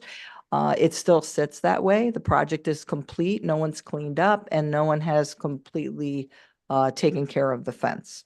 So just for that. And then a couple other things that I attached to it. I don't know if the commission can actually help with this, but we were given a code compliance violation for some property on Southwest Natura Boulevard. I've contacted 5 people since April. No one can tell me for what address. I'm making an assumption that it's a 40-year inspection for our compliance, our 40-year inspection. But still none of the staff from the city can tell me what property this is for. It is for 1 out of 5 that are currently on Natura Boulevard. We did do the 40-year for the clubhouse, hoping that that's what it is. So I'll have to go before the magistrate because no one can answer the address for that. I don't know why. And then last thing in your packet is I've worked with the city, with the water department, probably for 6 or 8 months. Our water bill in Natura went up between $5,000 and $6,000 per month with no explanation. After looking at both of our backflows, I have someone that has worked with the city. This is what he does for a living, sewer and water. He also agreed that it's possible that we're being double billed because we have 2 backflows and both have meters on them. The city has explained that it's a closed system. We did an experiment and we turned off one of the backflows for 3 weeks. Not one of our residents were affected. The water was never turned off and our water bill dropped almost $2,500. So there's something there, but I've spoken to Patrick, I've spoken to everybody. No one has explanation. So if we could have some help with that, we appreciate it. Thank you. Dan Hirsch, 330 Southeast 19th Avenue. I want to thank everyone from the city who made the Juneteenth Festival a big success Saturday. The weather thankfully held up and I learned how to play the xylophone and I got this cool Juneteenth wristband. I hope everyone has a great holiday tomorrow. Some closing thoughts on last week's budget workshops. It was reported insurance services expenses going up 33% in the new fiscal year budget. This is much higher than the rate of medical and property inflation. Why is our insurance going up so much? The sale of 1045 Southwest 11th Way should occur during fiscal 25. Specifically, What are you doing with the taxpayers' $6.5 million that you will be receiving when the deal closes? And did you consider, even for 1 second, giving this special one-time windfall of money back to the taxpayers in the form of lowering the millage rate or lowering any of the 5 taxes that you call fees that you happen to raise all 5 fees during this current fiscal year? The District 4 Commissioner couldn't stop complaining about not receiving his budget workshop information packet until 5 days before the budget workshop. That is so much better than what the taxpayers get. We get no advance information whatsoever. Your colleagues had no trouble asking intelligent questions during the 2-day workshop, but you chose to disengage and not fulfill your fiduciary duties to the taxpayers. It would be very refreshing for you to explain your strange behavior instead of hiding behind your mouthpiece. Regarding Freebie, the taxpayers were told they would be able to get up-to-the-minute ridership information at the touch of a button. Well, that button must be stuck, because under a Freedom of Information Act, I requested ridership information 1 week ago, and I am still waiting. Speaking of Freedom of Information requests, the city manager pointed out the city clerk's office processed 2,400 requests last fiscal year, an extraordinarily large amount for a city the size of Deerfield Beach. What the city manager failed to point out is that many of those requests are due to the lack of transparency and information in the information packets made available to the taxpayers, forcing taxpayers to file Freedom of Information requests to get necessary information. This is the last meeting before the July 4th holiday. I want to wish everyone a happy holiday, and remember, despite all its flaws, this is still the greatest country in the world. And as Commissioner Preston says, the country was so bad, why is everyone from around the world trying to get in? I hope and pray the Zambelli fireworks show is better than last year's disaster. And if it does go bad again, I know the city manager will get a monetary credit this time around. Thank you. Anyone else? Okay, I'm gonna close it to the public. Ms. Johnson, can you come up to the mic real quick? Who did you speak to regarding the code enforcement issue? Well, the people that are circled there, one was a code compliance officer. Wait, I circled their names. And also I was referred to Summer, who was supposed to have information. That email address is there as well. And I went back to the code compliance officer. I apologize. Hold on, it's right here on the second page. That gives me a good idea. So you've dealt with code enforcement strictly. Yeah, because the second page says if I have questions, contact Victor and the building department, and they referred me to Summer. And then I went back to Victor, who was going to give me information. I never got. And then he said, well, all of your parcels are considered Southwest Natura Boulevard, so it means everything. That was the response. So Victor didn't give you the vector. Okay. Mm-mm. All right. I'm going to make a suggestion to you and to anybody that has these questions. Rather than waiting till every other Tuesday night to come here, pick up the phone. You can call me. My cell phone number is on the city website. Call your city commissioner. You can call your county commissioner. That won't get you anywhere, but call your city commissioner. But call us Okay. and let us know. Okay. Nip it in the bud. Yeah. I don't want you getting frustrated, wasting your time, whether it be the young lady with the restaurant or you or anything like that. Give us a call. Thank And we you. can get right to the bottom of it. Thank you. So we can find out. Okay. Thank you. And we will, and I don't have an answer for your issue right now, but we were certainly, I'm sure staff will be looking into this and getting back with us. Thank you for the suggestions. Can somebody settle this marital bet that's going on about the code enforcement? We'll have to get that information over to you. I don't know if anybody has that readily available as far as what is owed. I think that's it. Oh, yeah, the fence. We'll be getting with staff on that. My understanding, I think it's probably really far along in the process, which is why it got completed. But we'll have to look into that, what the other resolutions are. But the conditions around that, to me, don't look like they're acceptable. So we'll have to get a solution for you on that.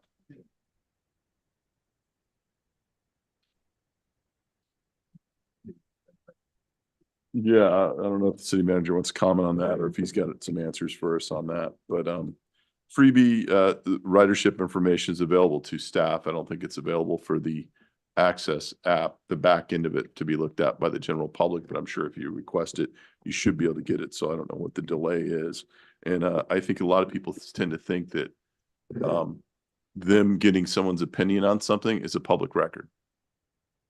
We don't answer questions. It's a public record. In other words, does this document exist? Yes, it does. Do we get to answer your philosophy on things? No, that's not a public record. Knowing the difference might save us more than some of these 2,400 requests that happen by people that don't seem to understand that concept. Maybe I could be wrong. Who knows? But okay, that's it. Ready to move on? We're now on the consent agenda. Items 7 through 9 are currently on consent. Anyone from the public have any items 7, 8, or 9 they care to comment on? Which number? Thank you. Anyone online? Okay. Commissioner, are we okay with doing 7, 8, and 9 as a group? And we'll open up. You said, Mr. Snetsky, which one? 9. 9. We'll have him come up. Sorry. That's all right. You can come up, speak on whichever one you'd like. Sorry. Okay. 7, 8, or 9, we okay? Close it to the public then? Motion to approve 7, 8, and 9. Read 7, 8, or 9. No, sir. We have a motion. We have a second. All in favor? Excuse me, let's do roll call. Now there's money involved in that one. Commissioner Hudak, Yes. Commissioner Parnas, Yes. Commissioner Preston, Yes. Vice Mayor Drosky, Yes. Mayor Gantz. Yes. Item number 10 is a resolution of the City Commission of the City of Deerfield Beach, Florida, accepting and adopting the annual comprehensive financial report for the fiscal year ending September 30th, 2023, providing for an effective date.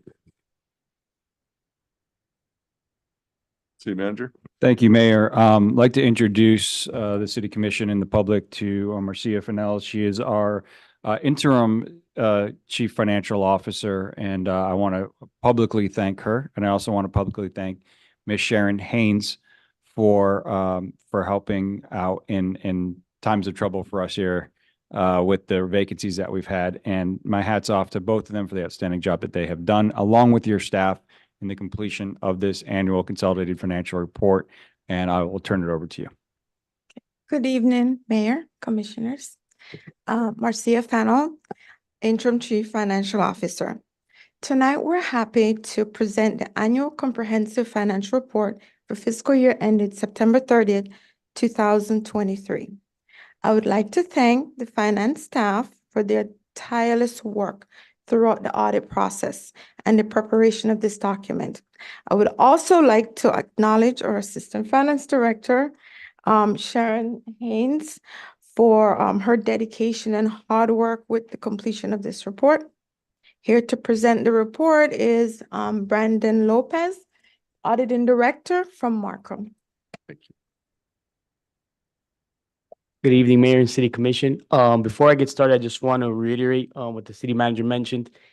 We're here today because of your team's hard work, and this year was a little bit different when we compare it to other years, not only because of some of the new accounting standards, but also the transition, right? There's a lot of turnover in this past year, and whenever there was a question that we had, whenever there's a request that was made by our team, Marcia and Sharon and their team were there to give us the information. So it was a process this year because of that, but we're here today because of their hard work. So it's a very lengthy document. So I'm gonna go over the highlights, some of the audit reports, and some key things I just want to go through together. And if there's any specific questions, I'm more than happy to answer them. So the most important part of this whole document, right? It's about 200 pages. But if we go printed page 1, it's the independent auditor's report. For this year, the fiscal year ended September 30, 2023, the city received an unmodified, a clean opinion. That's really the only opinion you as a commission and as a city want to be associated with. So we're very happy to let the city know that they did receive an unmodified, clean opinion for this fiscal year. Looking into the numbers, I'm not going to go into detail, but one thing I always like to highlight, if there's anything you do read in this document, it's the management's discussion and analysis. It's about 12 or so pages that does a good job of summarizing the year and a comparison from last year to this year and what caused some of the changes, some of the fluctuations. So it does a good job giving you that overview. But one thing I want to mention is when we look at the actual numbers of the city and how are they doing, right? What's the health? That's always the question that we hear. And one of the things that we're required to do as your external auditor and report to the state is what's called a financial condition assessment, where we take a look at the city and we do a 5-year comparison. And then we also take a look at the city in comparison to its peers, right? And the cities around it, the sizes of the cities, and we take a look how are we trending? And if there were anything that would cause an alarm, if the fund balance was, decreasing every year and we're getting to a number that might not be sustainable, we would have to report that in writing in these compliance reports that we see in the back. But I'm very happy to say that no such issues were identified. When we look at yourselves in a 5-year trend, we actually see improvements year over year. And if you remember, about 6 years ago when we first came on as your auditor, we had some findings, right, with some of the issues with the accounting records, with the financial close, and year after year, we've been seeing improvements. And if you remember last year when I stood in front of you, we were down to 1 finding. This year, I'm very happy to report that there are no findings. The last finding that we had related to the stormwater fund and the fund balance, that was resolved this year. Like I mentioned before, we continue to see that progress. So I'm very happy to report there were no such findings in this report for 2023. The last compliance report we have is in regards to the federal and state funding. The city receives their grants and they expend it for the different projects that they're awarded for. And as part of our procedures, we're required to test some of those awards based on the criteria that the agency set forth. And based on those procedures, we take a look at the compliance and also the internal controls over compliance. No such findings were identified. If we had any issues, we would have to report that in writing. It couldn't just be something verbal. It would have to be in writing. And in these reports, you see they were clean. No such issues were identified as part of our procedure. So again, a great year, and is the first year in a while that there were no findings for the city of Deerfield Beach. So I know it's a lot of information. It's a big, lengthy document, but I just wanted to highlight those key areas. And if there's any questions you have, I'm more than happy to answer them. Thank you very much. Really appreciate it. Commissioner Preston?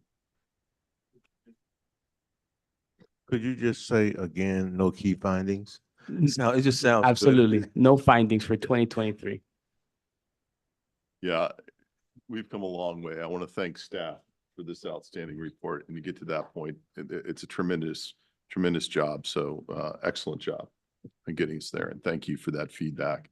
You're the 13th largest in the United States, Markham is. Yes, correct? sir. Yeah, I've had some real geniuses that want to say that we should bring in the big 3, and I don't think they even know what the big 3 is. I think they say 3 because they can only count to 3. But I think the price of bringing in someone like that to actually look at these things is unbelievable. But you guys are a phenomenal organization. Thank you for your excellent rating on this. Thank you very much. I appreciate it.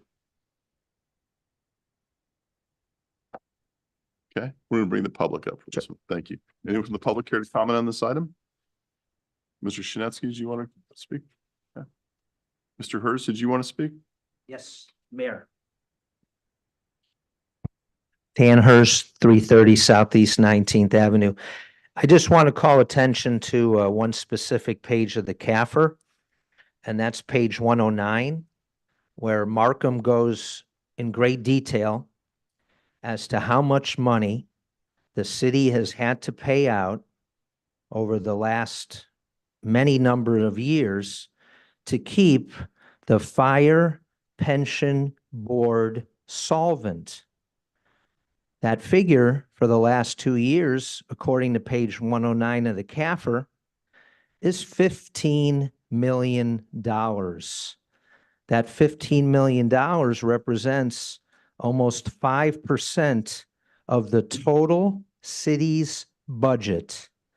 Now, the commission can keep putting your heads in the sand about this, and I will keep bringing it up every chance I get. Thank you. Anyone else in the public? Okay, I'm going to close it to the public. Mr. Hurst thinks he's the first person who's discovered this large payout. I've been in office 16 years. We've known that's been the case. I also noticed that one of the people that voted to give the defined pension program for the firefighters ran for mayor when I did. I also noticed that Mr. Hurst or no one else criticized them for putting this in place, which has saddled us with this. This is something that, yes, that is an obligation that was put in place many years ago by a past commission. Yes, we have 2 people on a 5-person board that controls that pension.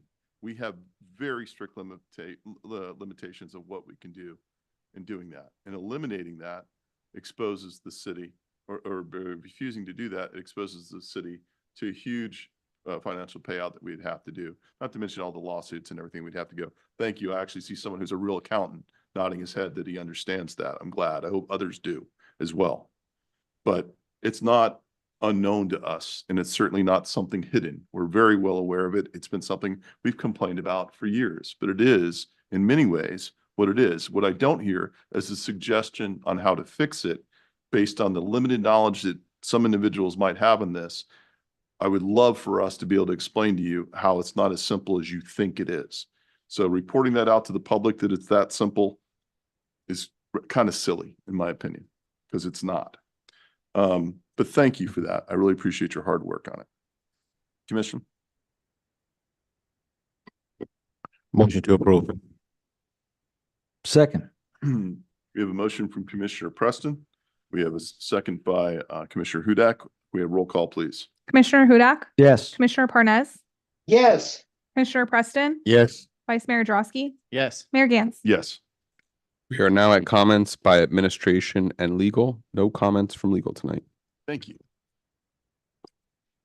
Just a few comments. Intermission 4-2, Panthers are down. I went to the county commission meeting today regarding the solid waste item that was on their agenda for them to direct the county attorney to draft a zoning change to the land use of where the landfill is. Despite those efforts, not surprisingly, it was voted to move forward on an 8-1 vote. And I'll provide you with the points that I made in the weekly report to the county commission. And then lastly, just that, celebrating Juneteenth tomorrow. Happy Juneteenth to everybody in City Hall, and most city offices will be closed tomorrow. Thank you. We are now at comments by mayor and city commission. Okay, District 4. Thank you, Mayor. I think that 4-2 score is final. By the way. No, it's only the end of the second period. On the second? Okay. The sooner right. we complete this meeting, the faster we'll all know. Final of the second period is what I meant. I listened to the county commission meeting I wanted to go over, but I wasn't able to today, but I did listen to the conversation regarding the LUPA today. And it was an 8-1 vote. Although Commissioner Fisher and Senator Geller both stated that they were voting to move this along because it was technically a quote unquote motion to direct, which was directing staff to come up with a proposed ordinance. They weren't debating the merits of it today. So they said, but if you listen to their comments, to all 9 comments, the votes are there to screw Deerfield Beach and Coconut Creek and the surrounding communities. This is something that they are viewing as a long-term solution, and Senator Geller was very prescient in his remarks. I encourage you to watch the meeting. He was basically saying the county has to own this problem. They can't rely on Palm Beach. They can't rely on Okeechobee. They can't rely on other areas. They have to come up with a solution on its own for Broward County. And the 2 solutions that they have are north, which is us, and south, which is in the Southwest Ranches area. And so those are really the 2 options that the county has going forward. So given that, we are in a very difficult position. Even though the 2 of them said, Commissioner Fisher and Commissioner Geller said that they wanted to see the results of the solid waste working group before making a final decision, i.e. before voting on this final proposal come the fall. This is supposed to come back before them in the August, September, October timeframe before making a decision then. But Senator Geller was very on the mark when he was saying, what happens when this master plan gets developed? That not using either landfill in the south or the north, you're not going to see that as an option. In fact, I think Commissioner Furr made that remark actually. So not using either of those assets is probably not going to be an option. So if the master plan comes forward and says, let's use the South, what's going to happen? Southwest Ranches, Miramar, all those cities are going to withdraw from the solid waste working group. And then what happens if the converse happens? What if the master plan says, let's use the North? Then Deerfield Beach potentially, and Coconut Creek and Pompano Beach could withdraw from the solid waste working group. So it's a no-win. So the solid waste working group could, collapse on its face, and this is all discussed publicly today. And then where are you left? You have what you have left is you have waste management laughing on the sidelines because they are going to be holding all of the cards going forward. So it's not any surprise to me to see waste management not overly involved in these discussions, because I think they see the exact same cards that Senator Geller sees, and they can afford to ride this out. So regardless, we need to continue to educate our residents and work with our surrounding sister cities on this issue, and not give up and put up the good fight. I think for the fall, Commissioner Bogan will definitely vote against this. He was the one no vote today. And I think Senator Geller and Commissioner Fisher can be convinced or at least swayed of our viewpoint, given that the 6-month time frame is ambitious at best for the solid waste working group master plan to be completed. So if it's not completed, those are potential 2 more votes in our column, but that still leaves you sitting on 3, and you have to count to 5. So we have some work ahead of us, and listening to that meeting certainly put it all into perspective going forward. And I'm not trying to present gloom and doom. I'm just presenting what I listened to at the meeting today and what others said. But that's what we are up against, and we have some heavy lifting to do. And I would encourage the city manager to work with his colleague in Coconut Creek and Pompano Beach to get a consensus amongst our cities, and to continue to work with the other building departments in this process, because we're not going to do this alone. We have to do it together. There's going to be power in numbers, and when the time has come, we're going to have to go to that county commission meeting. But that's what I saw and what I witnessed today, and it doesn't look overly favorable, but it's not impossible. We just have to put up the good fight. The second thing is our next meeting is not until July 9. So the July 4 holiday will be in between. And so I want to wish not only everyone happy Juneteenth tomorrow, but a happy Independence Day as well, to end on a good note for my comments, because I think the American Revolution and the founding of our country, I have said it before, is probably one of, if not the greatest story ever told. And it's something that we should celebrate and remember. And with all of our divisiveness that we have, I think that is the one day where we can agree and all be patriotic Americans and celebrate the rich history that we have in this country. And that's all I have, Mayor. Thank you. District 3? No comment. Thank you. District 2? Thank you, Mayor.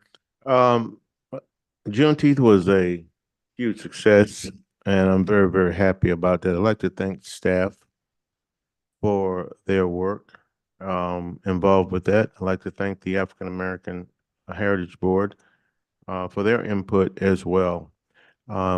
It's an event that is growing in popularity, and it's drawing from all of the districts, which I'm happy about. Also, I would like to say to everyone, happy Independence Day. To kind of morph off of my colleagues' statements, this is a great country. Where would you rather be? We have our differences, but you know what allows those differences? The tolerance of those differences is who this country is. In other countries, you're not allowed to say a lot of the things that people say, like in this commission chamber. It's just not allowed. So if there's one thing that we should be happy about is how this country was formulated, how it was founded. There was a lot of mistakes. And let me tell you, I say that this was a country, and meaning that the framers, I think, had it right. How do you say that if they had slaves? How do you say that? And here's how you say it. They wrote these beautiful words. We say it tonight in the visible and with liberty and justice for all. Here's what it was. They were saying clearly at the beginning, I can't live up to this, but you can. So in writing that, there was a challenge to each and every generation. And that puts us where we are today. And look around. And after you look around, I'll be happy to entertain a conversation from anybody that said they were wrong.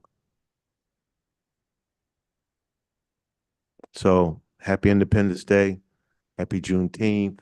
You know, we got it going on. Everybody wants to be a part of Juneteenth. Everybody wants to be a part of Independence Day. And I was in Publix on Father's Day. And I saw a Spanish family with the balloons and everything. And yet, you know, they've come here, immigrated here, and, you know, they were all speaking Spanish. I didn't understand anything they were saying. But you know what? They were like being a part of what was going on. They had the Father's Day balloon. Everybody wants to be a part of the dream. And we all need to remember that. Show me the line of people that's trying to get out, and then I'll show you a line of people trying to get in. Thank you, Mayor. Thank you. District 1.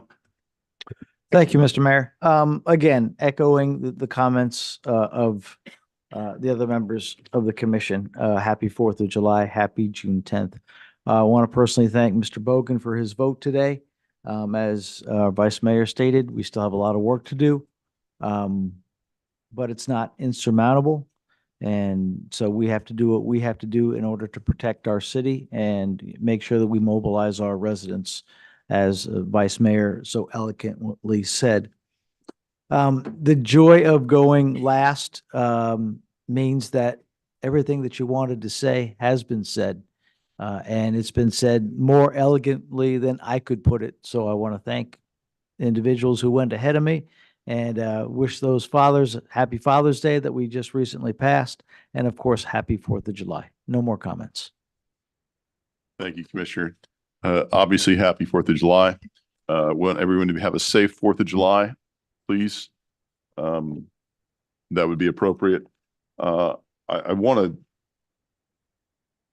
just going to leave it at that. Everyone have a wonderful, safe 4th of July. Thank you for staff for a wonderful Juneteenth celebration. That was a really fantastic event, and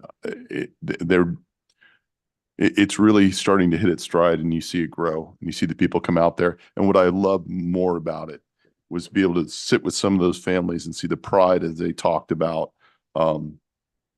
the community and the deep roots they have in the community. And that was a really enjoyable day. It's been a long time since I had that much fun in an event, just talking to residents. So it was a great time. Excellent job, staff.